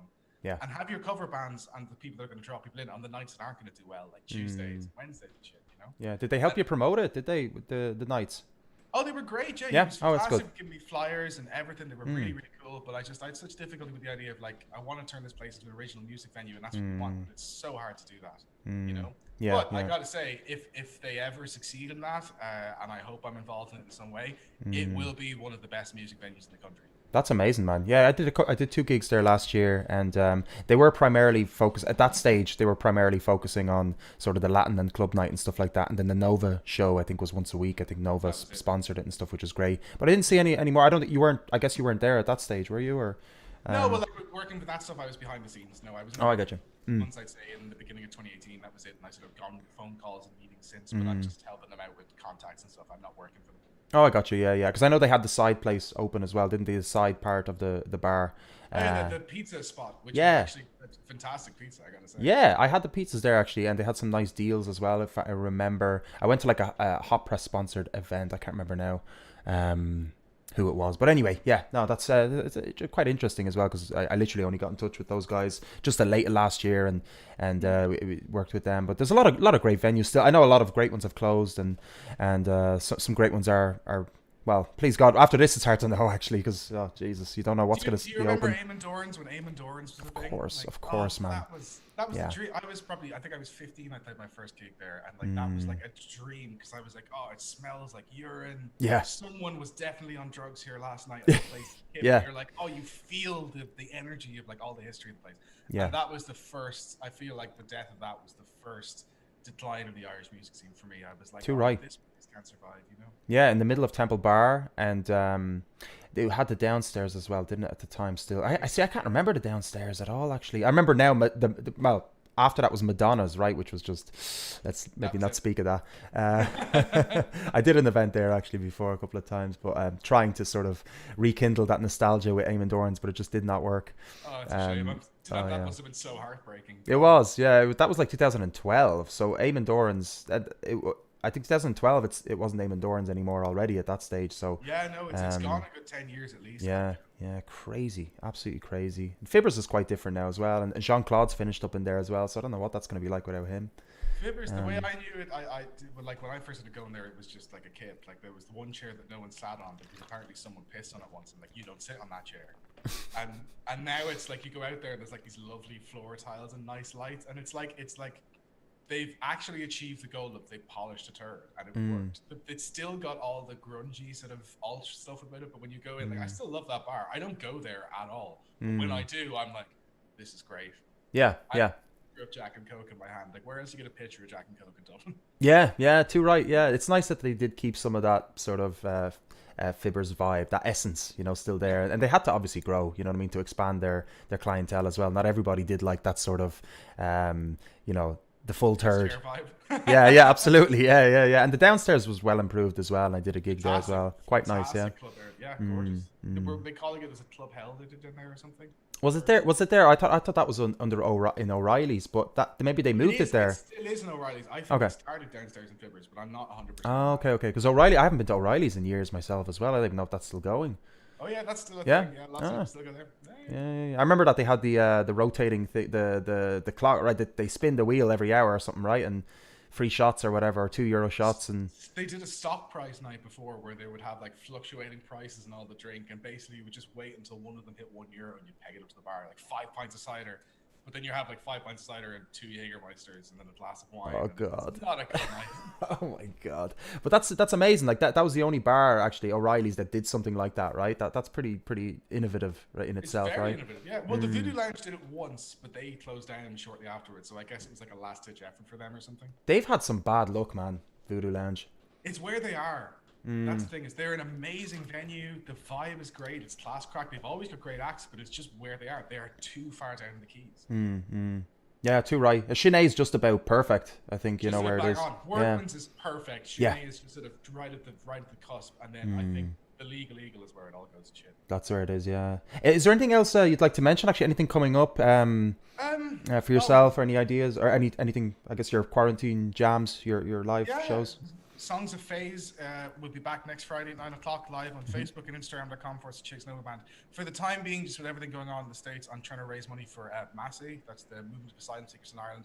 They're campaigning to end direct provision, which obviously is kind of hard to. I looked it up. It's hard to give money to the States just because they take so much off the top, and you end up losing 50% of your donation. Oh wow, it's such a shame. It's a nightmare. But what you can do in Ireland is you can try and end the systemic racism here, which is massive. They're a fantastic organization, and there's tons of other refugee places like Cooking for Freedom, the Council of Asylum Seekers in Ireland. They're all fantastic. give some money to them. I'll be doing the gigs to raise money. If you enjoy the tunes, tune in and watch them. Wear a face mask, don't cough on someone else, and don't eat the yellow snow. Awesome. Love it, brother. Chase, it's been an absolute pleasure. Pleasure, Coz. Just chatting to you, because I don't think we talked this much ever, so it's so nice to just get to know you really in this kind of way. So I hope we can do this after lockdown as well. Oh, with a pint, brother, and a little jam. In Shinay. I'm in heaven. Right now. Listen, brother, have a fantastic weekend. Thanks so much for coming onto the show. Have a great time. Thanks Peace, for having brother. me. See ya. Bye-bye. All right, guys. So that was Chase Nova, my first guest today. What an absolute gentleman. And we heard two songs, and we also had a exclusive from him as well today. So, what a delight to touch base with Chase. Touch base with Chase. Wow, there you go. That rhymes. Absolute delight. It's crazy how I really get to know people and connect with people so much more because of this quarantine. Because, I said it before that sometimes you run into people, you have a little chat with them for like 5 to 10 minutes. But then everybody's, you always get distracted, everyone's always distracted. So you never really get a chance to talk to somebody for 30, 40 minutes in a bar unless something happens or you know what I'm trying to say. But absolutely awesome. I love the way we can do that. So Dave Duggan, what's the story, man? Dave's the only one commenting. Come on, guys, give us a couple of comments. I don't want to just... I do appreciate Dave commenting, though, in fairness. As long as somebody's saying a couple of things, it's always nice to hear that there is somebody watching. I know I can see the views, but it's always nice when you can get a comment. So, Dave, I think you enjoyed that chat there. And, as much as myself, that was really fun chatting to Chase. So, guys, I'm going to introduce our next guest today, which they're called Mute the TV. And they are a duo. They are a brotherly duo, Elliot and Dylan Crampton. So Dylan Crampton, we played Oh Penelope, I believe, was one of his tracks from his latest EP. So we played a track from Dylan Crampton, and courtesy of DB Promotions, who have been sending on some wonderful artists my way. So Derek, fair play to you for sending on so many great artists. So Mute the TV is the most recent artist he has sent me. And this project began with the song With You, which was written in an hour around their mother's kitchen table, which is awesome. So they say that this project aims to explore new sounds and include collaborations. I believe it's collaborations with other musicians, which would be interesting to chat about. And so please welcome the guys Dylan and Elliot to the show. And of course, guys, if you have any questions, any serious questions, Dave, please do ask them. So let's invite the guys. How's it going, Kate Walsh? What's the story, guys? How are you? Can you hear me?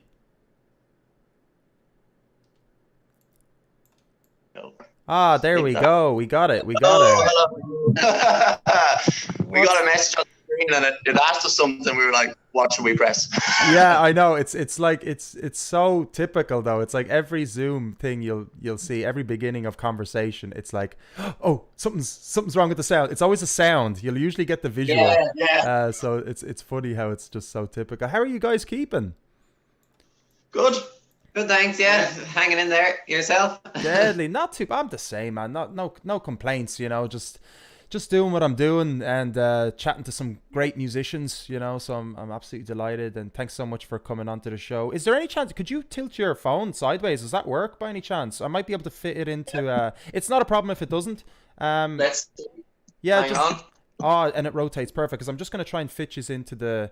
I don't know if you see my shows before. I try to do like a little border to kind of make everybody fit nice so it looks good on the... I see it. It looks good, so I'm going to try and... Inception. Oh, you got it there. Yeah, perfect. These are way ahead of me now. You can see what's going on. So I'm going to try and fit this in nicely. This is like my first time doing like sort of using new software and stuff, so it's a little bit finicky, some of the stuff. It's taking me a little bit longer, so I do appreciate your patience. I know we're a little bit delayed, so... Thanks for no worries. Thanks for hanging on. So you guys are brothers. Yeah. Although we don't look much alike, except for the long hair, maybe. The hair definitely. definitely the hair. Do you use the same hair product, or is it different hair product? Because Strictly Tresemme. yeah. No, I'm the same. I have the hat now because the hair is there, but it's just out of it's just so messy. So I won't do that to you. But amazing. So Dylan, I've played your track before because you're a solo artist as well, right? So yeah, you did. Thanks very much for that. Yeah, it was cool to hear it open out, but yeah. So we got to know you as a solo artist already. And Elliot, are you a solo artist as well outside of this project, or have you just joined in for the duo experience? Yeah, I do my own thing as well. I have been in a band a few years back, so I fronted that band, and then that disbanded. But the whole time I was always writing my own stuff. But then Dill started catching up, so I'd help him record his stuff. So I focused a lot on, like, I'd play the drums for Dill and that type of thing. So my own stuff's a bit slower to come along, but there's a cool guy doing a mix for me at the moment, so I'm starting to catch up on this fecker again. So awesome. You guys are who's older? I am. Oh, he's older. Okay. Oh, okay, great. Awesome. So you're keeping an eye on Dylan, are you? You're making sure he's doesn't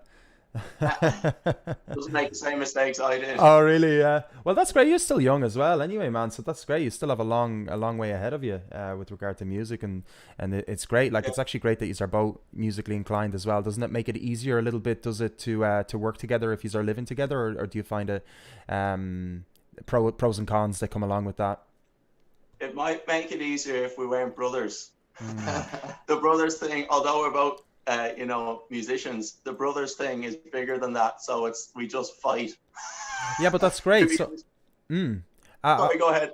Yeah, no, sorry, I was gonna, because I read your about section, and you were saying that when the group is smaller as well, it's less likely to get into arguments. And I think you mentioned that once or twice. It was like playing with other musicians in the studio results in less fighting, or wrong takes and all that kind of stuff. But fighting is also kind of good. It's not fighting, obviously. Maybe there's a bit of physicalness to it, I don't know. But the disagreement, right? Or being at least honest, and you guys are honest and real with each other, right? I guess in that regard. Yeah. That's true, yeah. No filters. When it's just the two of us, it's just, we should do this. No, we should do this. Well, I'm right. Yeah, but it's great because at least you can sort of critique each other in a real way, because it can be difficult to tell people the truth, right? If something's bad or something doesn't work. So you guys don't have that issue, at least. You're not holding back. Oh, we don't hold back now. We let it rip. Yeah, no holding back. Especially when we're recording vocals for some reason. Elle likes to just verbally abuse me. Oh, really? But, go again. Yeah. No, that's, but he's right. That's brilliant. No, and you admit that he's right? Yeah, because eventually, when you listen back to the first few takes, I'm not really on it, and then because he's angered me so much, it's like, okay, now I'm going for it. Like. So there's genuine emotion then after a while. Jill likes to say, we're like the Gallagher brothers, but better looking. Yeah. There you go. Yeah, and obviously much younger, so you guys are, you guys are the next generation, right? In that regard, so that's amazing. Where are you guys based? Are you based in Dublin? Whereabouts are you? We're in Greystones. Oh yeah, okay. Yeah, been here all our life. Yeah. Awesome. Not too far from the city, anyway. Not too far for gigs and stuff like that in Dublin when obviously the city opens up, right? Yeah. Oh, yeah. Fingers crossed. Yeah. Yeah. You're based in Dublin, are you yourself? Yeah, just in the suburbs in Dublin 15, so not too far from town. Yeah. So it's handy enough. But obviously based currently in the gaff until further notice, of course, like everybody else. But we have some nice rehearsal studios and stuff like that locally, So I've recently been taking advantage of that and meeting up with the bands. One particular band already, and how are you guys, like, where do you guys record? Do you guys record at home, or where do you guys do most of your sort of practice and stuff? So our parents are both musicians as well, and so years ago, I think probably before any of us were born, they had a place built out in the back garden, which some people refer to as the shed, which I of course take immediate offense to, because to me it's the studio. Sure. But, so they kitted it out with some gear, and basically, they don't really pursue that anymore. And so I kind of just learned how to use the gear over the years. And I've never really invested in much gear other than the odd mic here and there because I don't, have enough spare cash all the time. So I've learned to use the gear, and thankfully it hasn't stopped working. It's Windows 98 of all things, and a real old, like just a small mixing desk and Windows 98, and we just make the best of what we've got. That's so unreal. we just record out the back and then get it mixed elsewhere. That is because I can't use any plugins up there, because the second I add like even a sprinkle of reverb, the computer just starts playing the songs back like this, and you can't do it. You can't get anything done. So we have to get mixes done elsewhere. What software are you using on Windows 98? It's Cubase version 3.7, which is quite old. What version is out now?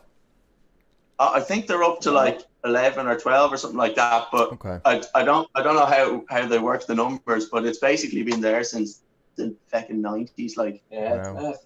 That's interesting, but that's amazing. Yeah, so I did actually. Yeah, so that's where you recorded Dylan. So Dylan, that's where you recorded your EP, I believe, right? Actually, we went to Beach Park Studios for the EP, but we had 5 other singles out first under my name, and that was all done at home. Yeah, amazing. We just kind of wanted to try something new, go into a professional studio, and yeah, it was cool to see the kind of more modern equipment. It's great. And do you take turns manning the desk while someone's in the studio recording, right? So you just need both of yous if you are doing demos or whatever. Kinda, yeah. So Elle is really the brains of all the.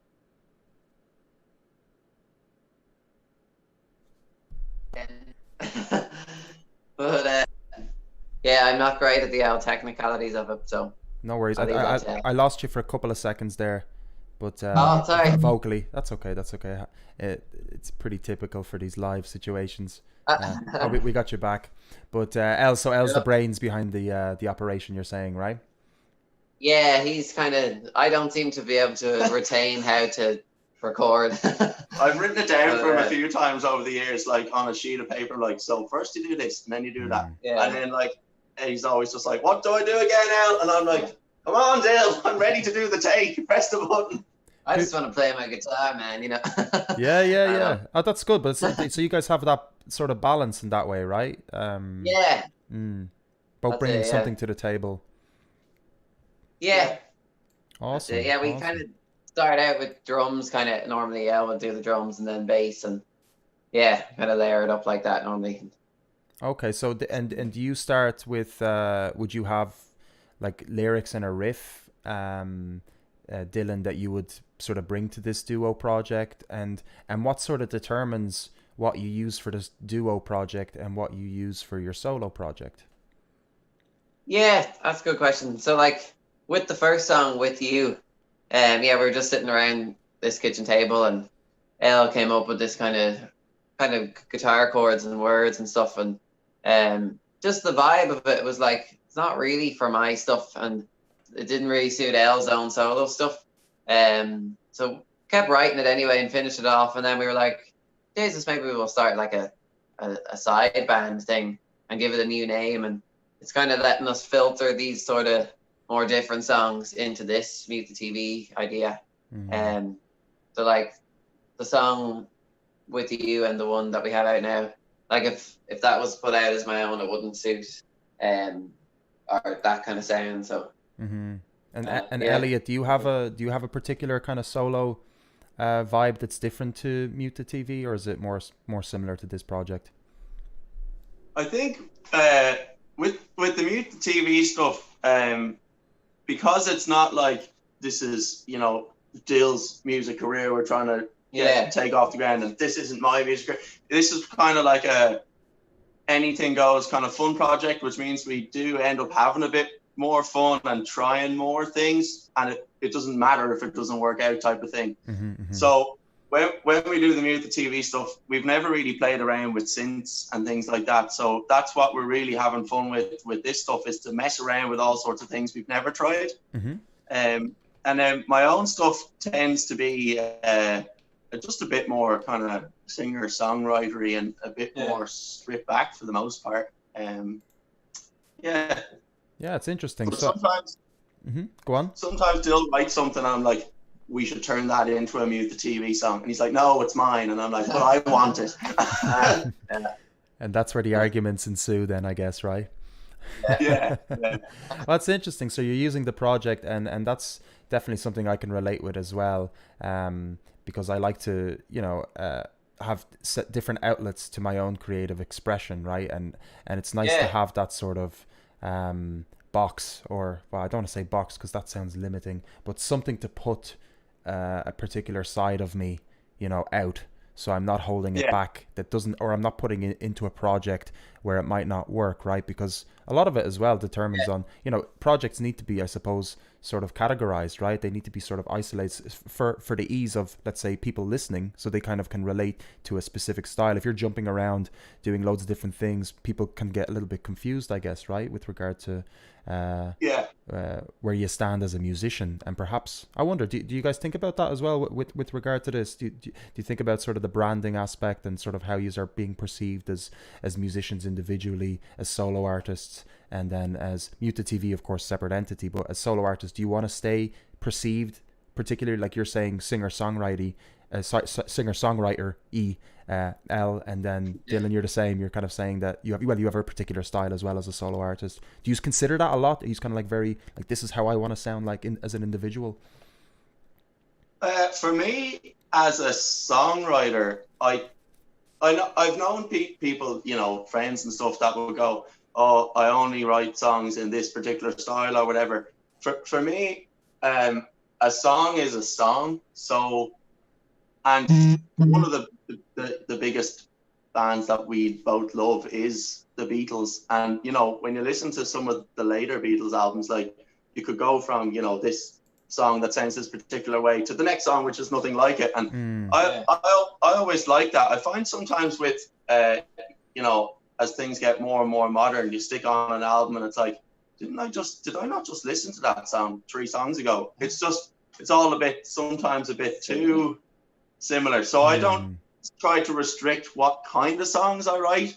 If it comes out, I write it, and then that's that. But having said that, with Mute the TV, we are quite conscious of, let's not let it end up sounding like my solo stuff or Dill's solo stuff, so that it is definitely different. I don't know what you think. Oh, I would agree with that. Yeah. Yeah. Awesome. Do you guys want to play a song live? I'm not sure if you guys were prepared to play a song live, or I can play a song that you have up on Spotify. Whatever, it's up to you guys. I don't want to put any pressure on you. Maybe we'll go with the Spotify one this time, if that's all right. Absolutely. No, it's up to you guys. I don't want to put any extra pressure, and we just see what the musician is in the mood for. So, is there any particular song that you guys? I guess I'll. Your most recent one is Only the Good Times Matter, right? Yeah, it came out yesterday. Oh, I didn't know that. Fantastic. Well, congratulations. That's amazing. Great. So let's play that one. We have to play that one now, right? Yeah, that'd be great. Deadly. Okay, so here, guys, is I'm here with Mute the TV for you guys listening at home, and this is their most recent release called Only the Good Times Matter. And how fitting is that in this time that we're in? So awesome. Looking forward to this. Thanks. When I wake up, I put on my shirt and tie. Every day asking why, oh why, oh why. I make coffee and have a shower. Then I go and get my bike. When did this become my life? Oh, life, oh, life.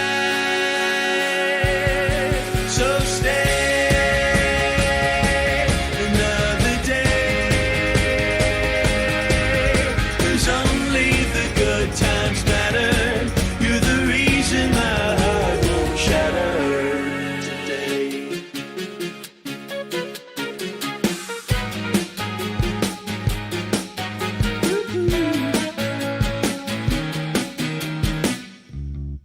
In the evening, making dinner, I got Christy on the stereo.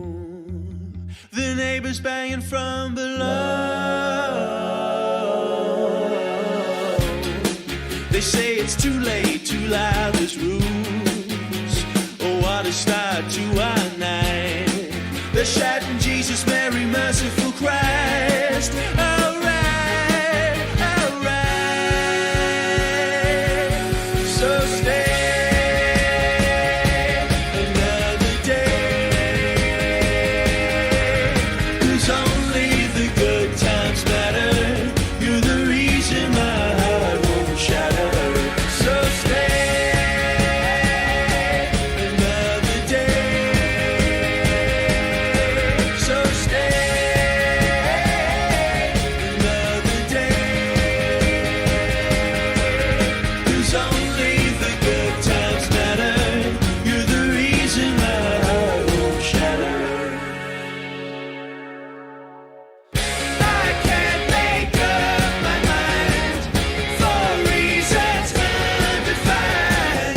My twisted lullaby. It's alright, it's alright, it's alright, it's alright, it's alright.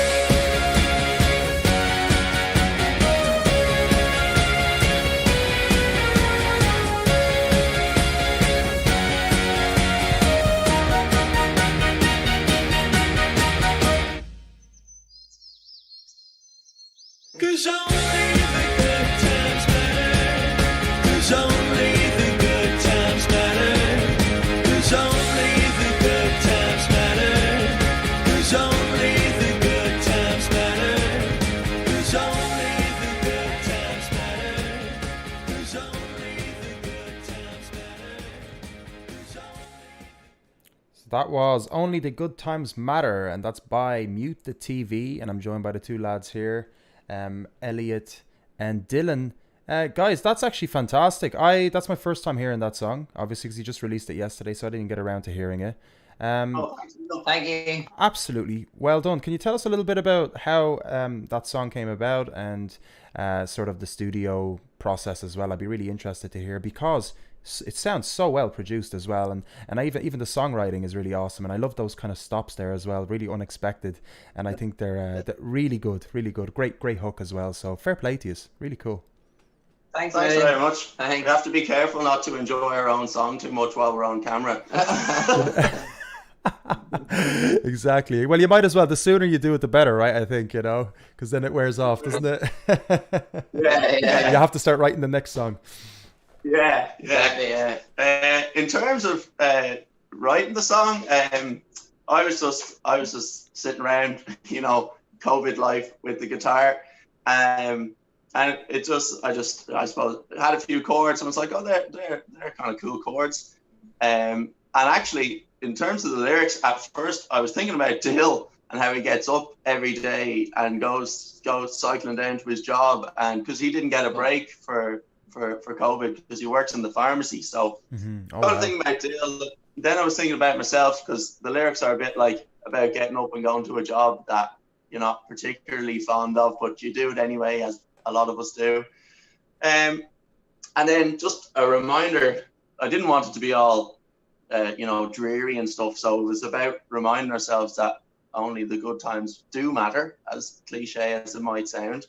Trying to get some sort of positive spin on it. And then usually, I bring it to Dill, and then we'll work through it and get the structure down. And we, we'll change some lyrics, and Dill add a load of harmonies or vice versa and that type of thing. And yeah, so we decided we'd record it. So we started with the drums, and then the bass, and then we never really know where it's going to go after that. So we just mess around with the guitars and mess around now with the synths and a bunch of pedals and pressing buttons we've never pressed before and that type of thing. And it's hard to know sometimes when, I'm sure loads of people can relate to this stuff, like, when is it finished? Oh yeah, absolutely. Yeah. Like, should I add that riff that I when had, to or stop should I leave it out? stacking stuff on top of it, right? Yeah. It's hard to gauge sometimes. So when we think we're there, we generally would show our parents, who are, as I said, are both musicians, and one of them might say, oh, what about trying, or what if you tried putting that somewhere else, or that type of thing. And get a few opinions. So because we would just lock ourselves in there and go, okay, we've spent this many hours doing it, it's done. And then someone will go, what about? And we'll go, oh yeah, we should try that. And then we with the mixing, Ingmar Kiang has mixed this one and the previous one, and we send it on to him, and he just seems to get it. He I think, if I might be wrong, but he seems to be really into his kind of synthy and electronic-y stuff as well. And we're only starting to get into it. So he takes the sounds we give him and he kind of, he tweaked them a bit because of all of his experience. And I think his mind is just real creative. He breathes new life kind of into the track, doesn't he? Yeah. And we're always really excited to hear what way it's going to come back. And so far we've been really happy. We've only done 2 songs. Amazing. Good start. That's kind of the process. Yeah, it's fantastic. I guess it's amazing to find somebody like that, right? When you already have sort of a working system between you both. Then you also need to have that final sort of clog, right, to make things work. And when you have that, you have a pretty well moving machine, with regard to creation and stuff. So I guess you guys will be planning another release. I know it's only yesterday since your last one, so I guess you're in marketing and promotion mode, I'm sure. But do you guys have anything already sort of planned out and possibly for the future? Because I know now it's kind of like musicians release sort of singles and they sort of have that sort of a year planned out sometimes. Are you guys in that sort of mode? That's actually something we think about a lot more than we think about what you said previously about making it be a certain way or not be a certain way. We're always kind of thinking, what do people do these days? Because obviously, all of our favorite musicians, it was all about the album. But in this day and age, it seems to be, we'll put a track out here and a track out there. And we're always like, should we do that? Or should we do an EP? Or should we wait and do an album? Or what should we do? And it's kind of really hard to know. So we do have 2 more tracks in the works. One of them's pretty much finished. We have to throw down some harmonies in that, and then save to get them mixed and all that. So there's 2 more tracks in the works that we're putting out. I have hopefully a solo track coming out soon. You've just released your EP. I feel weird when we're not working on something, Yeah.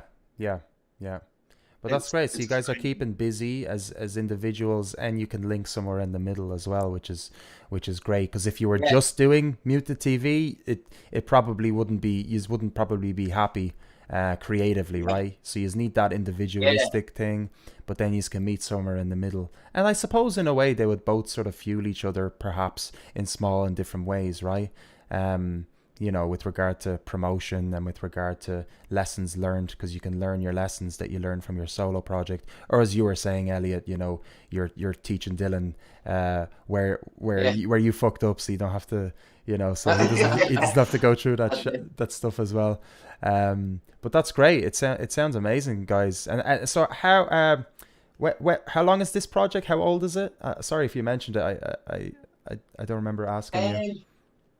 First one came out in middle of April. Okay. We wrote the song and we just said, feck it, we'll just do this so that, as you said, it's kind of like, I don't know, is cathartic the right word? To allow yourself to go down a different route with something that feels very freeing. But it was April, wasn't it? I think it was like a week after my EP we put out. Yeah, it's all right. So not long. No. So that's during the quarantine anyway, right? Yeah. So that's exactly. Because you were stuck with each other in the house, so instead of beating the crap out of each other, right, you might as well create something together, perhaps. That's amazing. No, it's great. It's great. No, it's absolutely awesome, guys. Is there any kind of bands, any where you kind of meet in the middle with, or is there any bands that you don't meet in the middle with as well? Or do you just listen to the same stuff? I largely listen to the same stuff, because of our parents and stuff. So Fleetwood Mac, the Beatles, Status Quo, Steve Earle, Tom Petty, and the Heartbreakers. That'd be like, we agree on all that and stuff. Well, you're more of a quo head. Status quo was my religion for early years. Deadly. Aslan, we both were big Aslan fans. You mentioned Christy in that song. Yeah. Actually. Fantastic, right? That's the Christy we're talking about on that one. Because we both do love Aslan, actually. Yeah. That's great. So you hopefully you'll be supporting them one day. Maybe that's the plan. You never know. We supported Christy and Joe a couple of times. You know the way they do their acoustic. Yeah. So you've already met Christy already, right? So. Yeah. Yeah. We sent him the song to see would he have a listen, but we haven't heard back yet. Okay. Well, please, God, just do. What gig was that? What event was that at that you supported them? In the Whale Theatre, the local kind of venue in Greystones. Brilliant. We actually got to do it twice. So fair play to the lads for having us there. But in the same theatre years ago, Elliot actually supported full band Aslan on his own. He was doing a solo gig, so years ago. So yeah. Wow. How Go on. Sorry, go ahead. Oh, I was going to ask you actually, what is kind of like the most memorable gig you guys have had? Would it have been that gig? Well, so in terms of gigging, we started out doing acoustic gigs, so we got to support the lads from Aslan and then Hazel O'Connor in the same year, and then we did our first headliner gig in the Whale Theatre as well, and I'd say that was a big standout because it sold out in the end. And Whelan's one was great. Amazing. Whelan's as well, yeah. We did the ones to watch there back it's a great one, yeah. in January, yeah. And like, it's funny because we got the band together. We got Rob Kennedy and Connor King, 2 session guys in, and practiced with them and rehearsed, and we were kind of set to do more electric gigs kind of. And then COVID happened, so then everything stopped. No, it's interesting. And would you guys? So you guys are planning, obviously, on bringing in then, same situation, bring in your favorite kind of preferred musicians in for when this duo starts gigging, right? Because you'll need a big sound, I guess. You need some. So you're Elliot. I take Elliot. You're on drums, are you for the live? Have you thought about who's playing? Because you are multi instrumentalists to an extent, right? Yeah, so I started on the drums when I think I was about 8. And then just with having the place out the back and there was always a guitar around or a keyboard or something, I play a bit of everything. I'm not amazing at any of them. I don't read music, and I know loads of people who are great at what, they're amazing at the guitar or amazing at the piano. I just do my thing on kind of all of them. But I find that really fun in the studio when you're doing a track and you're like, do you know what this needs? This needs some feckin' violin. So you get, you pick one up and you're like trying to figure it out. I'm absolutely terrible at it, but I always like to try my hand. And then Dill's much better at the guitar than I am. His fingers are incredible. They just, I don't understand. I'm like, I have stubby fingers. I couldn't play guitar. I'm a drummer myself. That's the best I can do. Yeah. It must be something to do with us whacking things, and our fingers are just too stiff. Yeah. I think that's probably that Neanderthalic sort of formation, perhaps as well. Yeah. But I think for live, because I think we'd probably both be on up the front, because I've been in bands where I was the drummer and the lead singer, and it's bloody tiring, and it also feels a bit disconnected. Yeah. Absolutely. And it's you're disconnected from the audience then because you're at the back, and it's all a bit, so I probably wouldn't be on the drums live, but I'll probably always do them for the recordings. Okay, that's great. Yeah, amazing. Yeah. So and Dylan on lead guitar then and vocals. Would you are you planning on sharing vocals as well and swapping around, like Dylan goes lead and you go lead, Elliot, or is that kind of you swap around and things like that, kind of like the Beatles, I guess, in a way, right? So definitely, because like the first single I kind of sang the lead vocal, and then our friend Jack Joyce featured on it as well, and he kind of took over the chorus bit. So and then this song Elliot sings the lead vocal and I'm doing some harmony. So amazing. Swapping around kind of. Depends on the song. Like if he comes up with something or I come up with something, like it doesn't matter who comes up with it. I suppose like whoever's voice it suits is the one that will kind of sing on the recording. I think it's fair to say. Yeah, we even did that with this song. We both tried singing it just to figure out whose voice did it suit best. Yeah. So we've one each now. And he can sing higher than me as well, the fecker. So. Well, it's great. It's great you have the studio, isn't it, as well, so you can test things out without without pressure on time or finances. Isn't that nice? I suppose anybody can do that now any day. Like you just get a microphone like this one as well, and you know, you can pump out quite simple demos as well to test stuff out. But it's great. Yeah, it's great you guys have that. You can do that, especially during these times, right? Because there's a lot of musicians that are, you know, obviously on their own, you know. So it's great that you guys can you know, bang heads and think of ideas and create together, like without having to use Zoom or Google Drive or, you know, technology. I guess you know, you go back to Windows 98 and which is amazing. I love that. When I read that, I thought, I was like, oh, that's fantastic. Like that's bringing me back to the past, you know, for me, because I'm giving away my age now almost here, but you know, back in the day using that. But guys, it's been an absolute pleasure chatting with you. Is there anything you'd like to mention to our viewers? You have a few people that have tuned in, by the way, just to let you know. So we got Christine Taylor is really enjoying the interview. We've got Kate Walsh. We've got Jerry Jago, Jago. Jago, yeah. Hey guys, thanks for tuning in. So the guys are saying hello, and Barry J. Hughes, how's it going, Barry? Thanks for tuning in, brother. So we got some nice, some people tuned in anyway. So is there anything you'd like to inform our viewers on? I guess you can mention your recent release and anything else that you might like to mention. You're more than welcome to. I'll give you guys the floor. Yeah. I was gonna ask you that looks like a great chair you have. Is that one of those cool gamer chairs? Yeah, actually, I actually got it recently. Deadly. Yeah, it's got a little pillow and stuff like that. But I got it on. I got it for very cheap because somebody was getting a new chair. So and I needed a chair because my last swivel chair was squeaking, so I couldn't. Now I'm swaying, which probably isn't a good thing. But I've probably been swaying the whole gig, or the whole conversation. But so I had to use like a wooden chair, and these things can go on for a little bit, like 3 or 4 hours. I think one session it was like 5 hours with like 3 toilet breaks. So you're sitting on a wooden chair that's just like, and I was like, I can't do this. Be a bit sore the next day. Just a little bit. So you know, I was like, okay, I need to invest in this. But this was only €80, guys, which I was so chuffed. It's probably worth a lot more, you know. But it's I was really chuffed. Yeah. That's amazing. Yeah. Go on adverts, I guess. Adverts, you know, highly recommend. Yeah, it's got the Lombard support as well, and the back, you know. So I'm chilling here for a while. I'm in no rush. Yeah. Deadly. Yeah. Other than that, well, obviously we'd say thanks a million for having us on, and thanks for playing the track. And to my pleasure, those guys who tuned in, hopefully they'll check out the track on Spotify and SoundCloud or whatever platform of the millions of them that there are. Yeah, absolutely.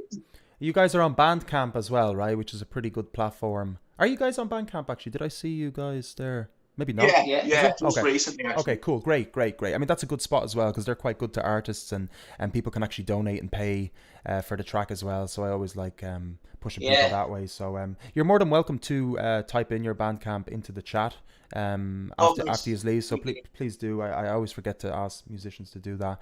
And your most recent release, Only the Good Times Matter, which we played today, which was only released yesterday. I'm joined by Mute the TV, Elliot and Dylan Crampton. Guys, it's been an absolute pleasure. Thanks so much for tuning in, thanks very much for coming on to the show. It's an absolute pleasure getting to know you, and I'm looking forward to any other releases you have. So do stay in touch, and I'd love to play anything you guys have, and maybe you know, do a gig with you sometime or anything like that. It would be great to stay in touch. So have a great weekend. Yeah, thanks, Phil. Same to you. Nice to meet you. Thanks a million. See you later, guys. Bye. Bye. All right, guys. So that was Mute the TV. It's a duo of brothers Dylan and Elliot Crampton. They're based out in Greystones, and they released their recent single, Only Good Times Matter, which I played for you there. And I'm going to play their very first single as well, which they released back in April 17th. And this is the first of their single they released of this newly formed project. And I'm just going to leave you guys while I have my bathroom break. And then we're going to have our last guest myth on the show. So stay tuned.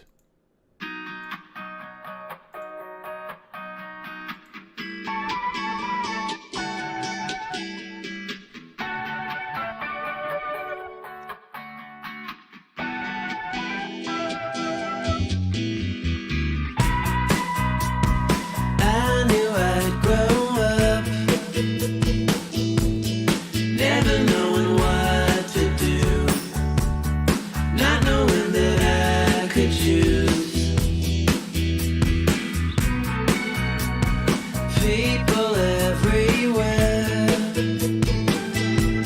studying without a care, always knowing they'd be fair. Girls out of my league, they never look twice at me, prefer the guy that's smoking weed. Hey, do you like me? I can't get no sleep, I'm lonely. Hey, will you love me? I can't sleep 'cause I'm obsessed with you.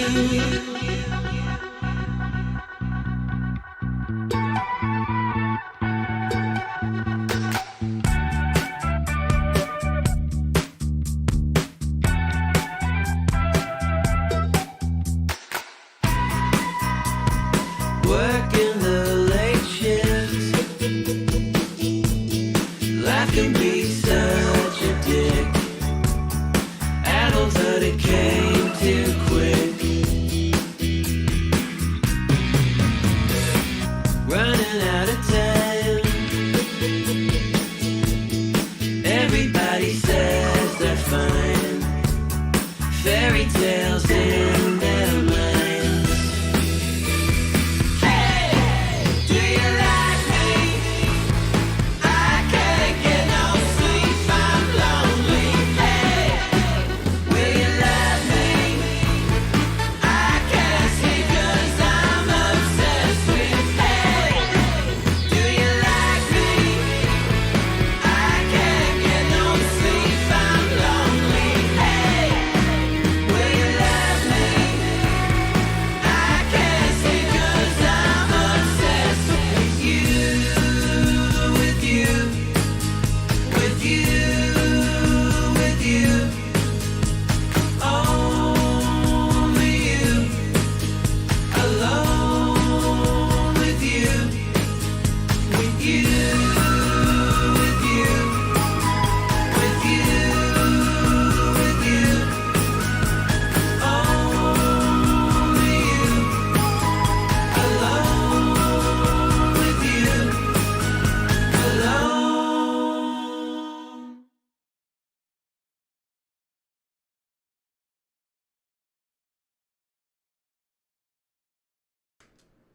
Okay, guys, so that was Mute the TV, and that was their first release called With You.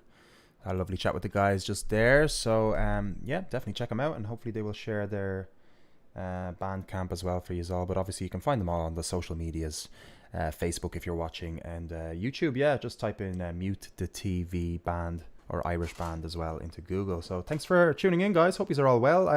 Hope the stream is going okay for you. Do let me know if everything is all right. It's yeah. You're gonna get a little bit of a freezing now and then. I think I don't know how it's going. I have to check afterwards. But thanks so much for all of you guys for staying tuned in. YouTube is generally better. We've also got a Twitch link which you can find on the deMars Events and Entertainment Facebook page, and it has like multiple different streaming platforms that we use just in case there's a little bit of freezing on one or the other.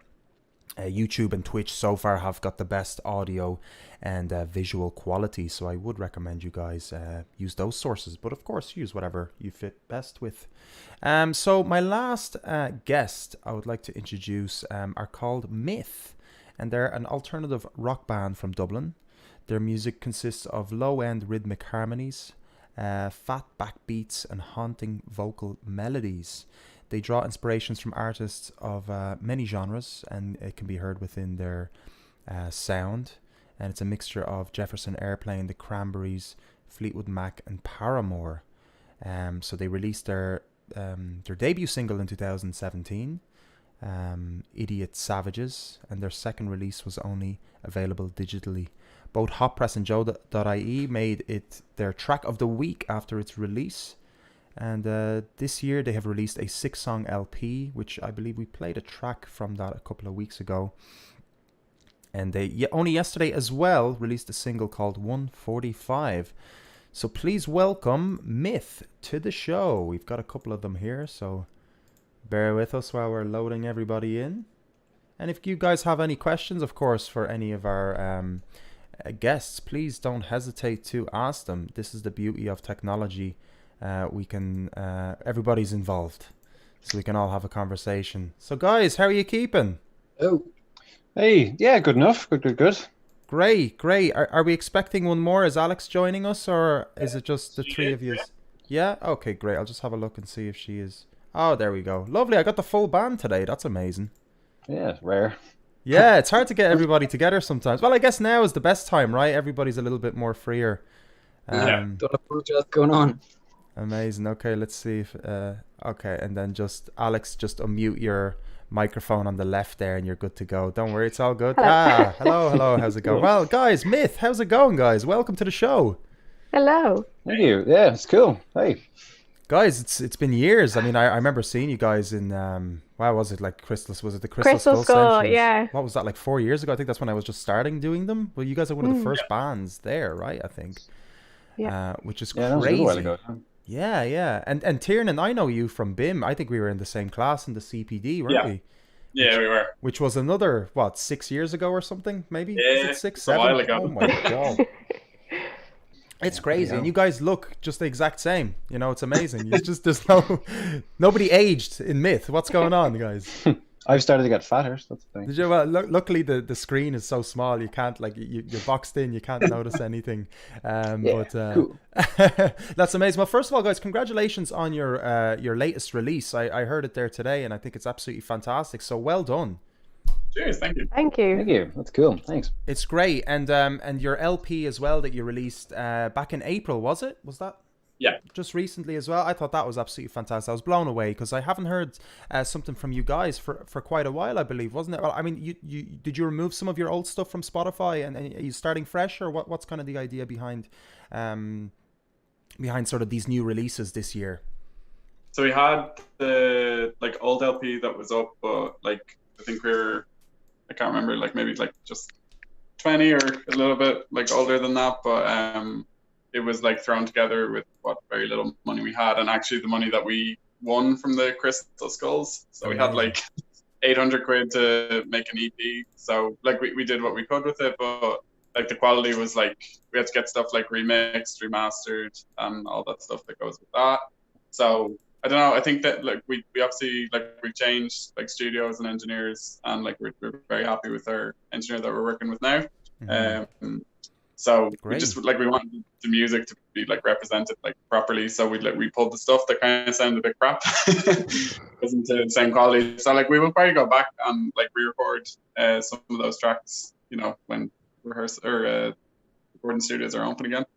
Yeah, please God. I mean, guys, it's the quality of the recordings and the songwriting is just it's fantastic. I was blown away. I was wow, these guys, because I just haven't heard something from you in a while, and it's great because you guys are obviously keeping busy and working hard with the band. So it was a joy to kind of hear that you guys are kind of back with a big whack, especially during these crazy times. So you released that first LP, it was just at the kind of early midway of the quarantine, right? So how was that for you guys to kind of release something like that during the quarantine? Was it frustrating that you couldn't obviously promote it with a gig? How was that kind of feeling for you? Or were you just another day in the office? How was that? How did you guys feel? You can all equally answer if you want to. I don't know who instigates here. Does Tiernan, are you the instigator? Are you? Am I sensing something here? Or has it been established yet? Maybe we haven't established yet. No, after. No, they know their place. Oh God! Tiernan is the manager, so. Oh God, I'm causing issues now. Am I now? Yeah, no, it was crazy because we had that release planned, and we actually had a UK tour planned as well. Just for promoting, and then we would have been coming back home, and then we had a headline slot in Whelan's, and then after that we were over to Canada for a festival slot over there. And then Corona just smashed those plans to pieces. It ruined all of our excellent plans. It was going to be such a cool year. Yeah, gigs in new places, but then we got kind of screwed. So That's horrible. But like, yeah.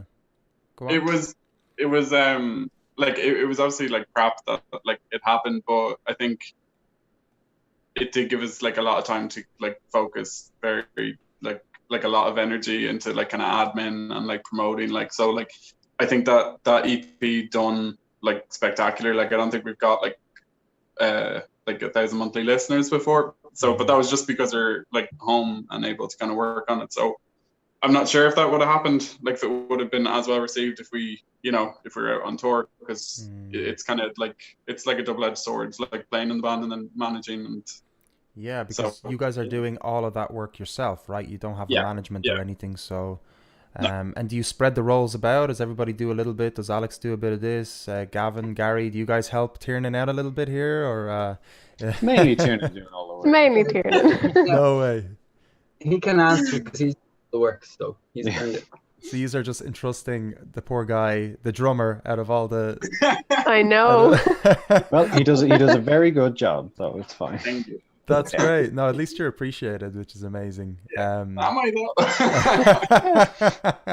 We're gonna better job than us. We're gonna get to the bottom of this today, guys. Okay, I really want to see what's actually going on in Myth. You know, beyond the cover. You know, beyond the social media and stuff. So. Yeah, behind the music, exactly, guys. No, it's a fantastic, yeah. So you guys obviously, you know, you're in sort of, like you're saying, you know, you're in sort of promotion mode and stuff. But are you guys playing individually as well? Are you guys practicing as a band, sending stuff over, lyrics and stuff, or how's it working? And if you guys are individually doing something as well, I'd love to know. Well, before the lockdown started, we had a big load of new songs that we were kind of working on. So they're all just kind of sitting there, kind of nearly done. I think there's just one or two little bits that need to be done to them, and then we just need to rehearse them again and again and again. But I think all the songwriting and stuff is finished for them. I've got lots of little bits as well that I can't wait to start showing everybody properly.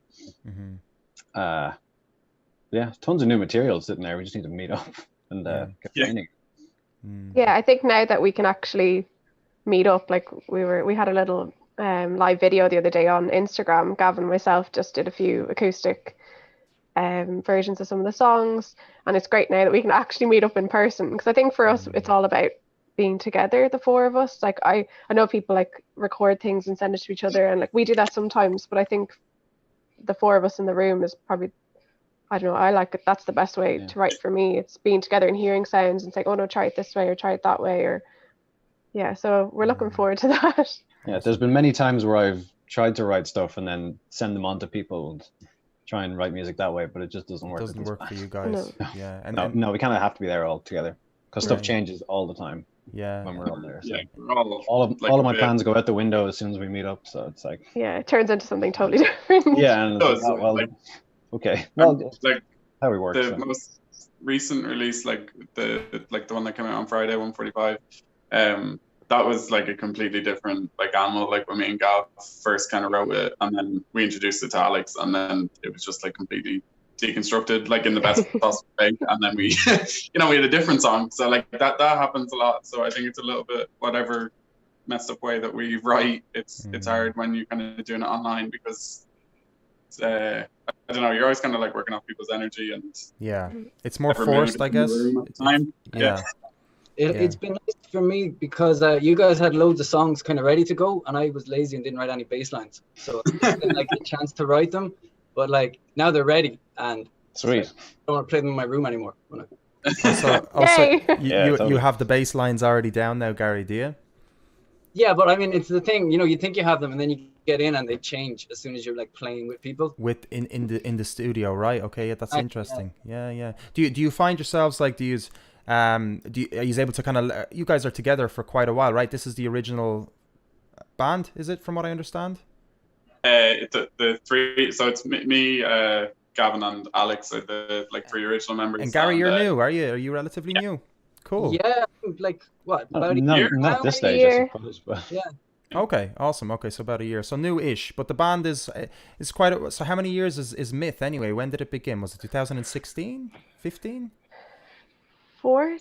It's probably 2014. We were a different band when we started off. We kind of took a little bit of time off in the middle to not be pop punk. To make better music.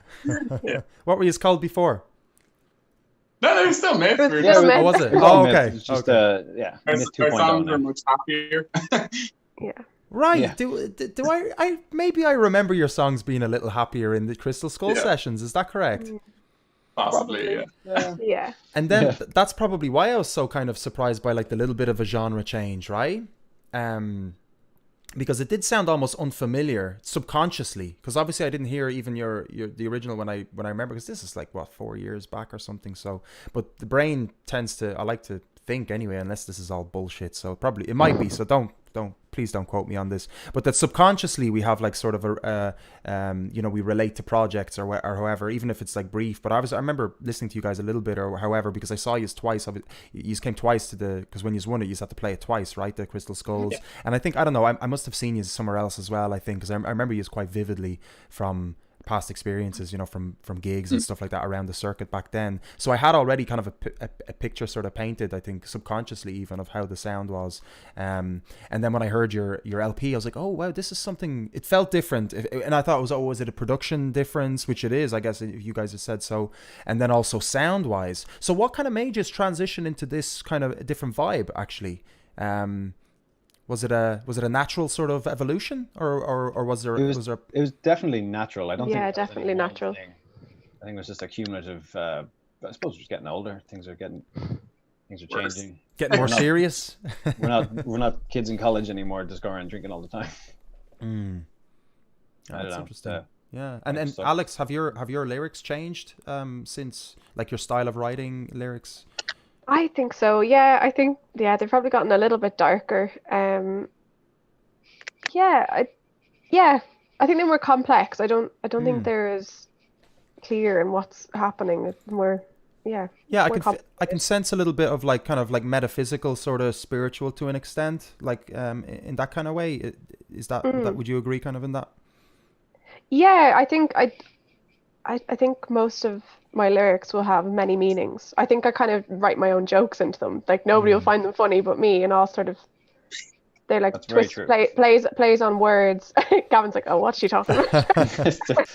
So you were delving in deep now into everybody. Yeah. Yeah. Oh, it's interesting. It's actually really fascinating, because for me, like as a, like, I would love to be able to write, amazing lyrics, just even though I primarily focus on drumming and doing this kind of stuff, entertainment and promotion and now obviously this thing. But for me, it was always fascinating, how somebody comes around to write lyrics, or even, evolve their style of writing and things like that. But I guess it is the process of it, right? You just have to constantly write. Would you produce? Are you the only lyricist in the band? Would the other guys bring in some lyric ideas for you? How does it work? No, it's usually they come with the music and then I'll put the lyrics and vocal melody on top of it. So no, nobody's come to me with any lyrics, but they're more than welcome to. There's a hint. I have no idea how to write lyrics. So, yeah. Me neither. No, I think as a singer, you have to know what you're singing and the emotion. Like, I think our music's quite emotional. It is an experience. So I think if I was singing something that wasn't my own words, I think I would find that challenging. It's like covering a song. Like I don't think I've ever been a cover artist, really. Like it never really sits right. I like to express how I'm feeling and bring my own vocal to that. And it's awesome. Yeah, it's amazing. You're too right. Like, absolutely. Yeah, you can't relate to it if you're singing somebody else's. It depends as well, actually. Because some people, can get quite. Because obviously, I'm in the Bowie tribute band. And the guy, you can sense that the guys, they do want to obviously write their own stuff too. Do you know what I mean? They can't just do covers and sing somebody else's thing, but they do feel something when they sing. But David Bowie's particular lyrically. Do you know what I mean? There's a different particular sort of I don't know, genius to it, to an extent. I don't like saying that genius, but yeah, you know what I mean? I think I can. I think I'm allowed to, right? Yeah. So I think everyone has that artist. There's like everyone will have that one artist or band or whoever that they can probably truly identify with and that they could cover or try to emulate. I just don't think I ever found that. I don't know. I think it's a challenge. I think you need to. Yeah, I think it's a challenge to perform like that. So I admire that you're able to cover him, because wow, he's David Bowie. Well, I'm the drummer, so it's not too hard. Oh yeah, I'm a still. Don't put We need the drummers too. They're No, we important. do. But luckily, my part isn't that hard. Maybe Ziggy Stardust might be the hardest song to play because it's just a really awkward groove. But other than that, generally the song, couple of 6 timings. But sure, Tiernan, you know yourself, we were taught pretty well in BIM. all the genres and stuff. So, did you guys all go to BIM? Gary I didn't. didn't go to BIM. I went to UCD. Okay. Yeah, I did. I studied music. I'm like a nerd, and I like academic music, like writing about music and stuff as well. Awesome. And they do a lot of that in UCD, so that's where I went. And what did you? So you studied what particular course did you study then? It was like an arts degree, like a dual honors with music and English. Okay, great. Yeah, so like lots and lots of music theory, lots of writing, and then some like non-Western music. So we played a lot of what's called gamelan. It's like Indonesian percussive music. Amazing. Yeah. And do you do any other projects outside of Myth as well, or are you committed? to Yeah, Myth? yeah. You know yourself. Like you're always working on a few different things with a few different people. Like the way I joined Myth, for example, like me and Gav play in a covers band together. Mm-hmm. And he asked me to kind of do my favor and play a few gigs with Myth on bass. Mm-hmm. Amazing. Fun, so I'm still here. Great. It's beautiful doing original stuff though. I mean, that's something that I'm lacking at the moment, and I would love to do that. There's definitely more depth to it and more, it's closer to my heart. I would feel closer, like soul connected, I suppose, to an art piece if it's original, right? Because it's your own creation. And even as myself as a drummer, drummers, like I don't know about yourself, Tiernan, because I like to sometimes write in structures and stuff like that. Do you do that yourself? Are you interested in writing structural pieces, or are you more so kind of the beat maker and obviously the whole other admin and back end stuff that we're aware of at this stage? I sometimes, I mean, like, I think like the way I write is like a bit chaotic, like, and it's obviously like it. Sometimes it'll be like a structure, and like I'll have like Forever on Display. Like I had that entire thing mapped out, and then I went to Gav and I was like, do something. so he was able to like just put some stuff on top of it. But I as like he kind of progressed with the guitar, like I was kind of able to like kind of tell him what I want in like a drummer way. So, but other times it is just like I will have like a beat and then kind of show that to him. So it's like kind of both sometimes, but I don't know which one I'd say you probably do a lot of the structure stuff, because whenever we're jamming out ideas, I'm always the one that's kind of floating around, not really sure what riff to put where, and you're the one that's like, let's do this then this, and then we go back to that. Gotta work for that arrangement royalty, don't I? Because I don't get, anything else. The percentage does increase. Maybe. I guess you're probably right, Gab. I suppose I do like when we're like writing, kind of like structure it. It's a definitely yeah. It's interesting, because I would be the same, and I would assume that kind of drummers would have that mentality, perhaps, that sort of mindset. Because I mean, there is a lot of structure to drumming. You know what I mean? So maybe that ties in with how a drummer brain has been sort of developed, because it can be quite different to other musicians. I'm just trying to make us sound special. I don't know if that's true at all. I'm bullshitting here. No, I did read that. I did read that somewhere, I think. I suppose I'd like to think that it there's obviously like something like subconsciously is like I'm doing like that kind of structure work, but I really think it's probably feeling where the piece goes rather than actually like physically kind of saying I want this and this. It's definitely more of like a feel, but it ends up being structure anyway, if you get me. Yeah. What's the was there a theme behind your LP? Was there a unified sort of theme, or was that was it just random songs you just put in, or was there a kind of a goal in advance? I know you're saying that you go kind of naturally. You guys seem to go with a natural sort of flow, which is amazing, and I love hearing that. I'd be kind of the same sort of myself with a lot of things. Was there a sort of refined structure that you guys came to ultimately at the end with the LP? That's tangible. I don't think they were deliberately put together with the theme in mind. I think they're all kind of linked, and they're all in the same kind of feeling area. Mm-hmm. So I think it felt right to group them together. But it wasn't a deliberate thing that we set out to do so much. I think they're all like kind of kind of the same mood, if you get me. Probably like but like they're all like written at different times, so they are somehow linked, but it wasn't like when we were releasing it, we were like deciding what to put on it. We just had those songs and we're like, yeah, they all kind of fit. I think they're just the most our style kind of songs. Yeah, They're the most I was going to say that as well. Yeah, I think it's that they're the songs that finally felt like Myth. And we all felt, oh, this is the sound. Like, I don't think we're confused about our sound anymore. I think amazing. we've kind of found it, and it's yeah. Still not really sure what it is, but we have found it. We don't know what it is, but we found it.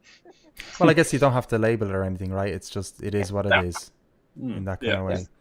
I guess it takes a while, right? I mean, it takes a lot of time to sometimes to sort of find that sound. And you guys would be an example, I guess, of that, right? It can take a couple of years, and it requires patience and stuff. But you guys seem like a really good team, anyway. You know, like you guys seem like obviously you've been doing it, the three of yous, except for your last bassist, obviously. No, I'm only messing. No. Which thank God you have Gary now for it. But you guys have been together obviously for quite a while, so obviously there's something between three of yous, and hopefully now Gary as well. Now you know, bringing it in. So it's awesome. No, it's great. I think first and foremost, it's really important to have like that good team, right? And to have that working machine that everybody has something to contribute, and everybody feels comfortable in their roles, right? Whatever it may be within a band. Yeah. Definitely. Yeah. No, it's great. No, for me, it's like bands can be so like they almost can be like businesses, right? But you know, nobody wants to call them that because you know ultimately a band is a group of people expressing themselves in a unified sort of situation, right? So there can be a lot of button heads and stuff like that, but you guys don't seem to have that. You guys seem pretty well on the forefront. On the face of it, yeah. On the face of it, yeah. We're all mates. I'm assuming everything's fine behind the curtains, guys. We're trying to delve in once again into Myth. Amazing. And what's the story with 145? What's the story behind it?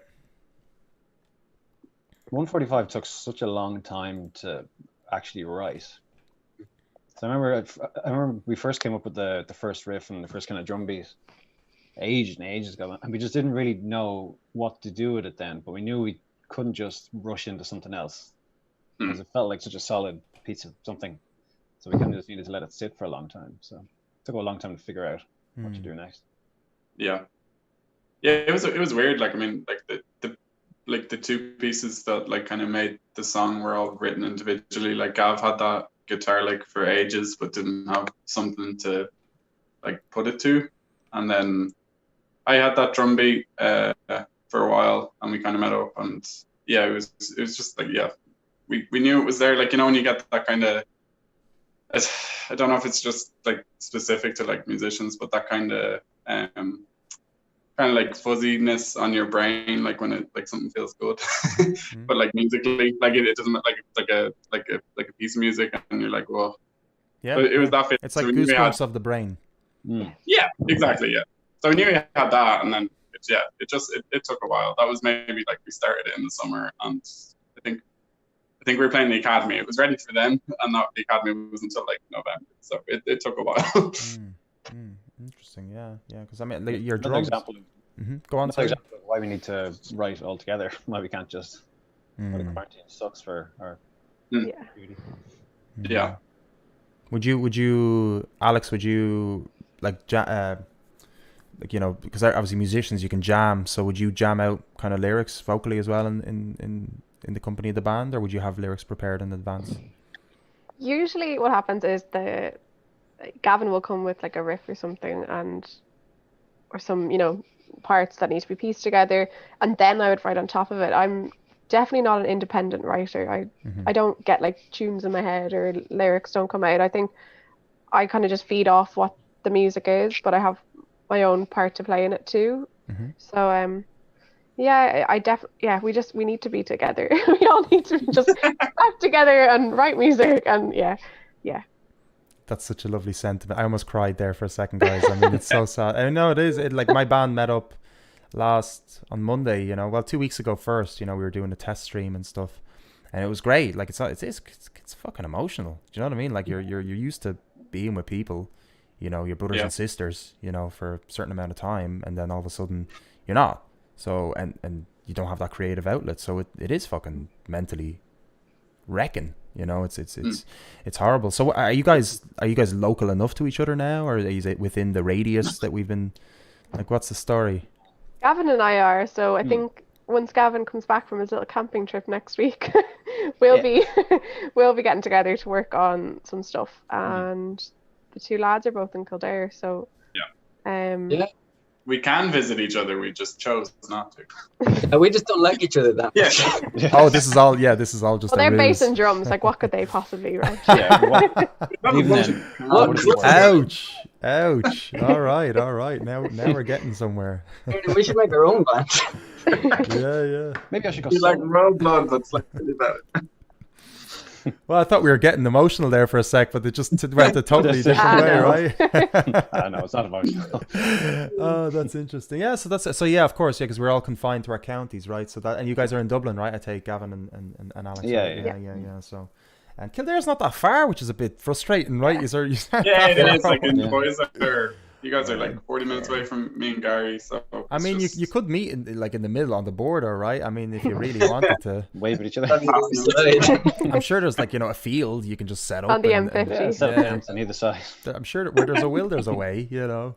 But that's interesting. So, are you guys planning already something? I was asking the other guys as well in the last project, because you guys seem to releasing a single now. Are you guys going to release a series of singles now? Do you reckon? Is that the plan, or have you thought about that yet? Because I know obviously they're still in marketing mode and stuff like that. Yeah, I think so. There's a lot of work to do for this release, because we're trying to get it.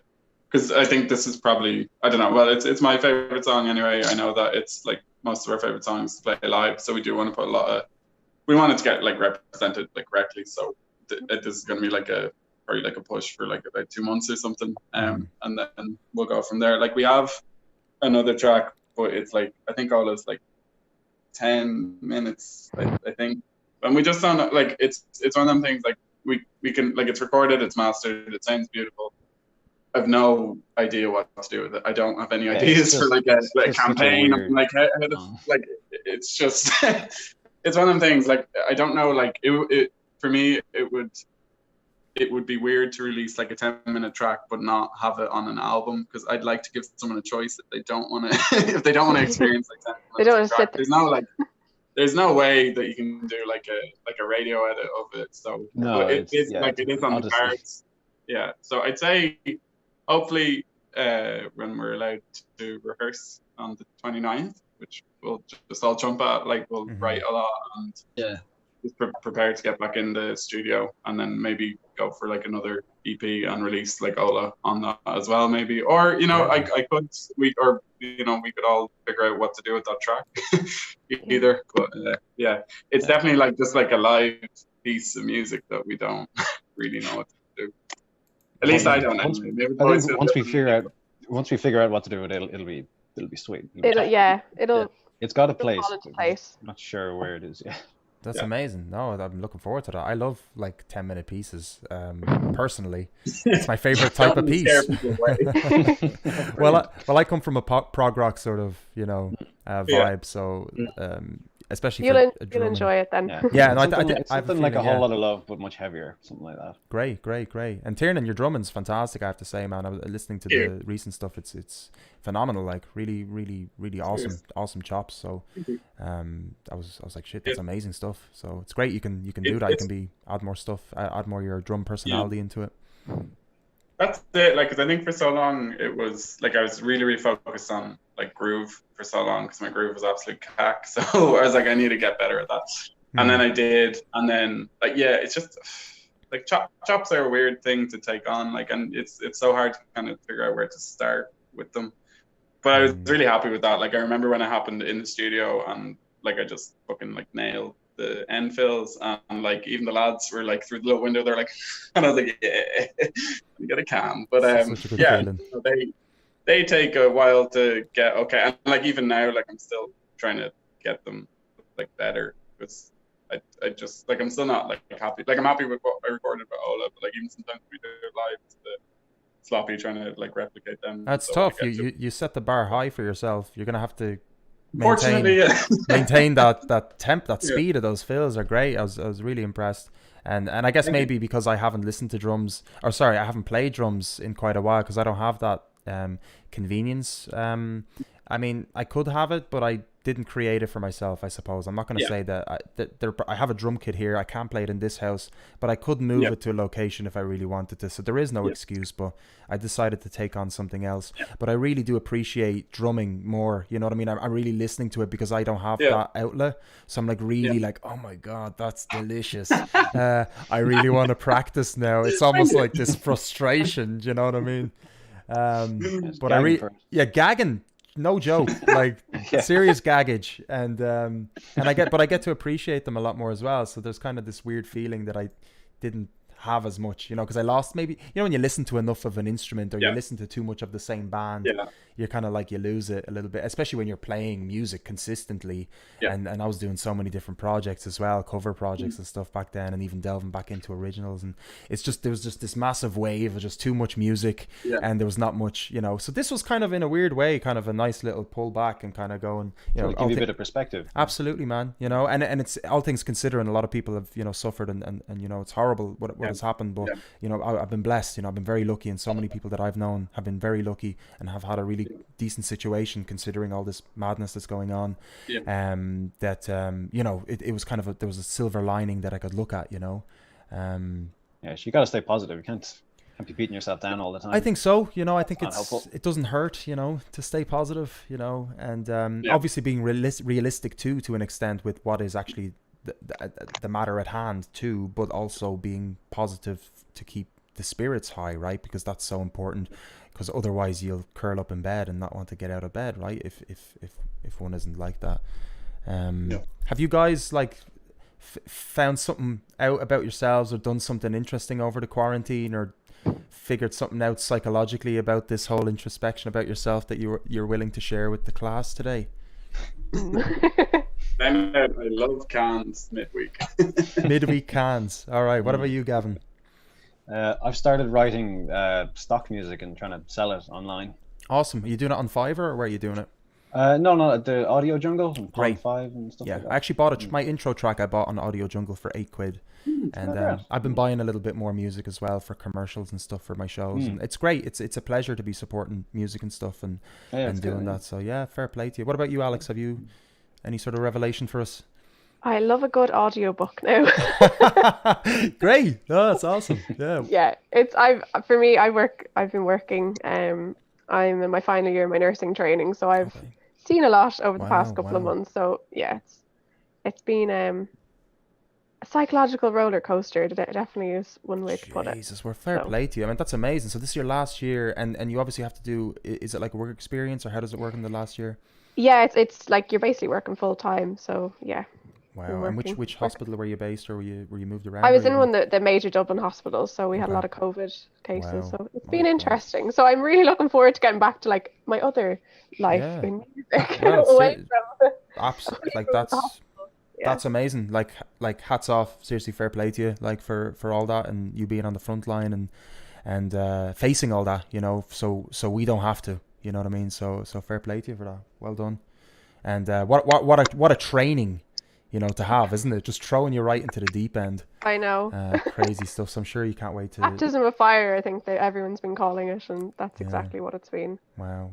I'll have some good stories and hopefully enough stuff to put into some new lyrics and songs after all the experiences. That's great. So amazing. And what about yourself, Gary?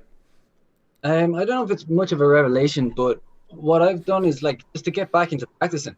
I think you get to a certain point and you don't practice as much. You're busy with other things and bands, either learning or writing songs. So to actually just sit down and spend time with scales or trying new genres of music and stuff. Awesome. And just practice as much as I did when I was young. It's been pretty cool.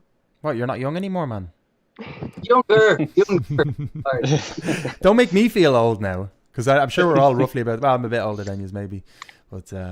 Yeah, awesome, guys. Is there anything else you'd like to close? By the way, I'm having a delightful chat with you here, guys. Very casual and then nice to touch base. You know, just I feel like, you know, I don't know. I feel like I know you to an extent. I know it might sound weird to you because I don't know if you guys feel the same way, but I do feel kind of like I've known you because I just guess because it was just during the start of me doing kind of the gigging sort of scene and stuff, and for whatever reason I haven't seen you. I actually still have the crystal skull just over there. You do not. Oh, Man. bring it into view. I'd love to see it. Yeah, whip out your skull there. Go on. That was such a great gig. Like we had such fun at those gigs. I'm so delighted to hear that. So And that was the early stages. Like that was when I was shite at presenting. Like I was a nervous wreck doing that. Look at that. Oh my God. Look at that. It must have been like 5 years ago, 6 years ago. Yeah, no, I think, when did I start that? Was it 2015, 16 maybe? Yeah. So. Maybe 16, yeah. Yeah, 16. I had pink hair. You did have pink hair. Yeah. That's at least 4 or 5 years ago. that gig was a challenge as well, because like that was we are definitely like a heavy band, so putting it on, like changing it to become acoustic was a challenge. Because it was interesting. They were on Sundays back then. You guys were in the early phase of the Crystal Skull sessions. My God. Yeah, it was like the first or second one, I think. Yeah, it was probably the first one actually, because I can't remember the runner-up, right? Because there was two. We kind of had two, and you guys got your headline slot. Do you remember who supported you? Trivia right here. Was it a solo artist? Was it a band? It wasn't Fiverr, was it? No. Fiverr was one of the early ones. Barry J. Hughes. No, that would have been Jaffa Cake's gig. I'm just trying to think now. Yeah, we'll probably be here all evening. Yes. That gig, I think that was the first, because we had that headline slot and we hadn't really done one like that before. Like that was like our own gig, and like we like ran like the promo and got flyers done. That really, I think, lit a fire under us. So we were like, okay, shit, we might be able to like kind of do this and put on gigs that we can pack venues into it, pack into venues. And it was so, like, it was just so, like, all of us left that. I think that was definitely like, that was absolutely a turning point after doing that headline show. Amazing. Wow, that's like we'd be all right on our own. That's actually awesome to hear, man. That's it means that actually those nights had a bit more depth to it than just the debauchery of drinking and enjoying music. Like there's definitely something more to it. There definitely was that. I think we did drink out of this. You did. You put tequila or something in it. Oh my God, not tequila. That was the goal. It wasn't about the competition or the gig. Yeah, just filling that skull. We want that skull so we can drink out of it. It's a hefty skull because the skulls they got a little bit, you know how things get crappier over the years. Like the skulls got crappier. I think that's like good quality. I mean, you know what I mean? It's a hefty skull. I'm so surprised that's not broken, to be honest. I know, yeah, it's cool. It's an ornament. We've just been drinking now. The paperweight, yeah, it's amazing. The bookend. But you know what? Like that's funny. So now in the last couple of years, 2 years or something, we're doing full bands on Thursdays. So we're not doing the acoustic strip set thing anymore. So we've had like big bands win the full setup. I mean, like with drum kits and stuff. It's just because it was a Sunday and we thought people would be hungover on a Sunday, so we keep it nice and chill, right? And we were in early stages, but then we moved to Thursdays probably after about a year, I think, and then the grand prize went to 1,000. Would you believe it? Wow. Yeah. So there you go. There's incentive if and when and if more so it'll happen again. Yeah, I'd love to have you back. I know competition's a little bit. I kind of stand on that side of ground of like I don't obviously like music as a competition, but the nights have really become this kind of nice sort of support unit and networking sort of situation more so than anything else. And a lot of people just tune in or show up just for like treat it like an open mic almost. You know what I mean? And we don't take the competition serious. Good gig's a good gig. Yeah. Well, no, I'm delighted that influenced you anyway in however way, but yeah, awesome. No, I'm glad you mentioned that as well, Tierna. That's awesome. Gives me inspiration to keep motivating the musicians around the place, Yeah, that works. Awesome, guys. Listen, I'll let you go. I don't keep you too long. It's been an absolute pleasure touching base. I really hope to see you guys live on stage, and then me after your show having a pint and buying you a drink and having a drink, which is I think that would be amazing. I'll bring this and we can drink. Bring the skull. We'll text each other and make sure we inform each other of our presence in advance. because I'd love to see his live, especially with the stuff he's banging out now. I think it's awesome. I think it's going to have such an amazing live presence to it, which I haven't experienced yet. So I'm really, really genuinely looking forward to seeing his live. Do you just want to close off with anything, guys? Do you just want to obviously plug your 145 recent release, which was yesterday? Is there anything else you'd like to tell our the viewers? Anything else you want to say with regard to anything upcoming? Or you can just mention the LP and the where the guys can find you and all that kind of jazz. It's up to yourselves. I'm giving you guys the floor. Yeah, I think 145 is out on all the major platforms now. We should have a lyric video out in, I think, about a week for it, so that's going up on YouTube, so keep an eye out for that. We mainly keep like updating our like socials, so if there's any news about the band, that's where to find it. Oh, and we have a very beautiful new website. It's very snappy. Awesome. Yeah. Official.ie. Yeah, mythmusicofficial.ie. Mythmusicofficial.ie. Great, and well done on getting the IE. Buy our t-shirts on mythmusicofficial.ie. Yeah, t-shirts. Brilliant. Guys, t-shirts. this is joyous to my ears now. I love merch. Like, merch is the way forward, seriously, especially during these times. People have more of a inclination, I think, to support bands and stuff, and throw a little bit of support, financial support as well. So that's awesome. So Myth Official Music, guys, can you post that into the because I might play one or two songs from I'm going to play 145. I think I haven't played it obviously, but I was listening to it this morning. I think I thought maybe did I play it on the radio today? I don't know, but I'm going to play that for the guys, and I'm going to play one song from your LP as well to close off the show. So I'm going to play two songs, okay? Excellent. So could you guys, if you forget, it's no problem, but could you guys post the website into the chat of the radio so people know where that is and stuff like that? And I should I have to start getting into the habit of writing the description of the video after it's done and tagging all the bands and stuff. I need to work on all this stuff myself. It's all these kind of I need a Tiernan for sometimes as well. Yeah, exactly. You know yourselves. Guys, it's an absolute pleasure. Listen, I hope to see you all very soon. Thanks so much for tuning in. Thanks for having me. Lovely. Thank you very much. Bye. Nice to see you, and nice to meet you, Gary, as well. Take it easy, guys. Look forward to having a pint. Yeah, me too. Jesus, my God. Stop. All right, see you later. Bye. Bye. See ya. All right, guys. So that was Myth. Absolutely lovely band, and they released their. Well, they've been quite busy this year. They have released an LP under their name Myth, which is absolutely fantastic, I have to say. 6 brilliant songs. And they've also released a single just yesterday. So without further ado, guys, I'm going to play their most recent single, 145.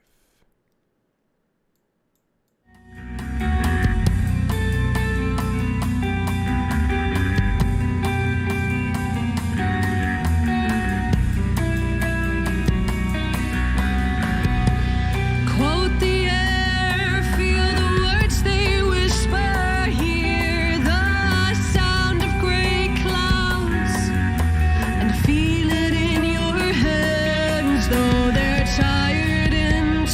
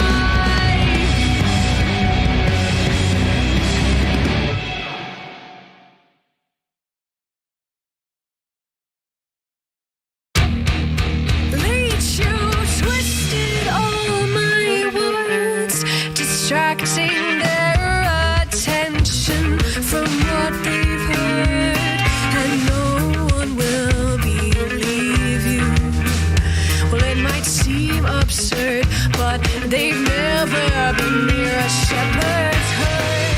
Crisis averted. No one knows you're hurting. Wish you'd been worth it. My sour cola flavored flame. Sex appeal is not your name. You lie and steal and prey on me. It's all in my mind. You see, I'm only praying for me. You just slotted in the broken part of me. Crisis averted. No one knows you're hurting. Wish you'd been worth it.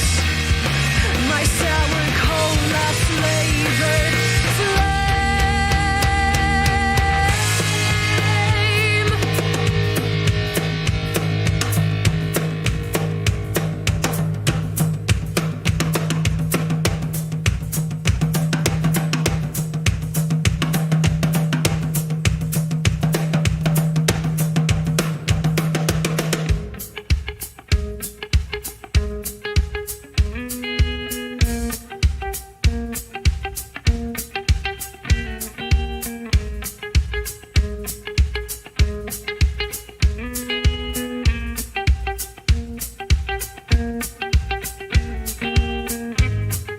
Maiden voyage down memory lane. Lost my voice, drove us to shame. Maiden voyage down memory lane. Lost my voice, drove us to shame. Never send me down this road again. Never send me down this road again.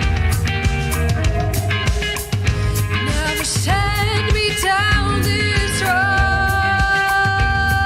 again. Never send me down this road again. Never send me down this road again. Never send me down this road again.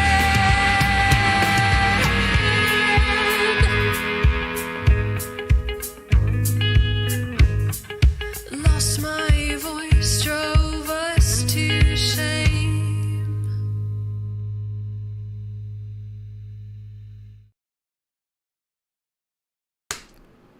All right, guys. So that was that's the end of our show. That was Myth, by the way. That was 2 tracks I played by them.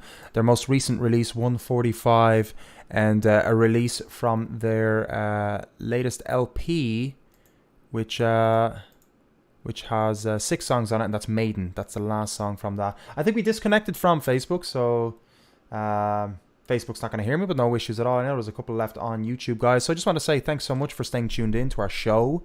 It's our first show back in 2 weeks, so had a rocky start with the launch. It's going to happen, but really just went super strong when we had the guests on. They just went fantastic. Definitely in the zone when there's people talking. So obviously big shout out to all you guys for watching, and to Chase Nova, and to the Crampton Brothers, Mute the TV. And last but not least, Myth, who joined me the full band, which was really cool to chat to multiple people at once. You can find obviously all these guys, all these fantastic musicians, on all the social platforms, Bandcamp as well, of course. And if you guys are looking to know what bands we're playing today, please do send me a message or write in the comments. I'll be more than happy to guide you towards these wonderful musicians. Also, big shout out to all the artists who sent in songs as well to be played today. Absolutely fantastic, great amount of music out there. So delighted to keep finding more music. So keep sending me more music. You know, keep sending me more. I want to discover more. We're back on Wednesday. We got three or four guests on Wednesday. Again at 2 o'clock. We're going to do an early show. So of course the videos will be remade and re-uploaded individually onto YouTube. Also big thanks to Rebecca Cappuccini for doing our pick of the week. And please God, she'll be back with us as well for our single of the week on Wednesday. And once again, pick of the week. Usually we do one single on Wednesdays, and then we do a pick, which is usually can be an album, EP, or LP as well. So guys, take it easy. Have a fantastic weekend. It's been an absolute pleasure. I'm so happy to be back, and I'll keep you posted as well. And don't forget, follow deMars Entertainment, deMars Events and Entertainment on Facebook. Give us a sub on YouTube if you enjoyed this, and follow us on Twitch and all the other sites as well. Because if one network goes down, you can hop onto the other one. See you later. Talk to you soon. Bye bye. See you.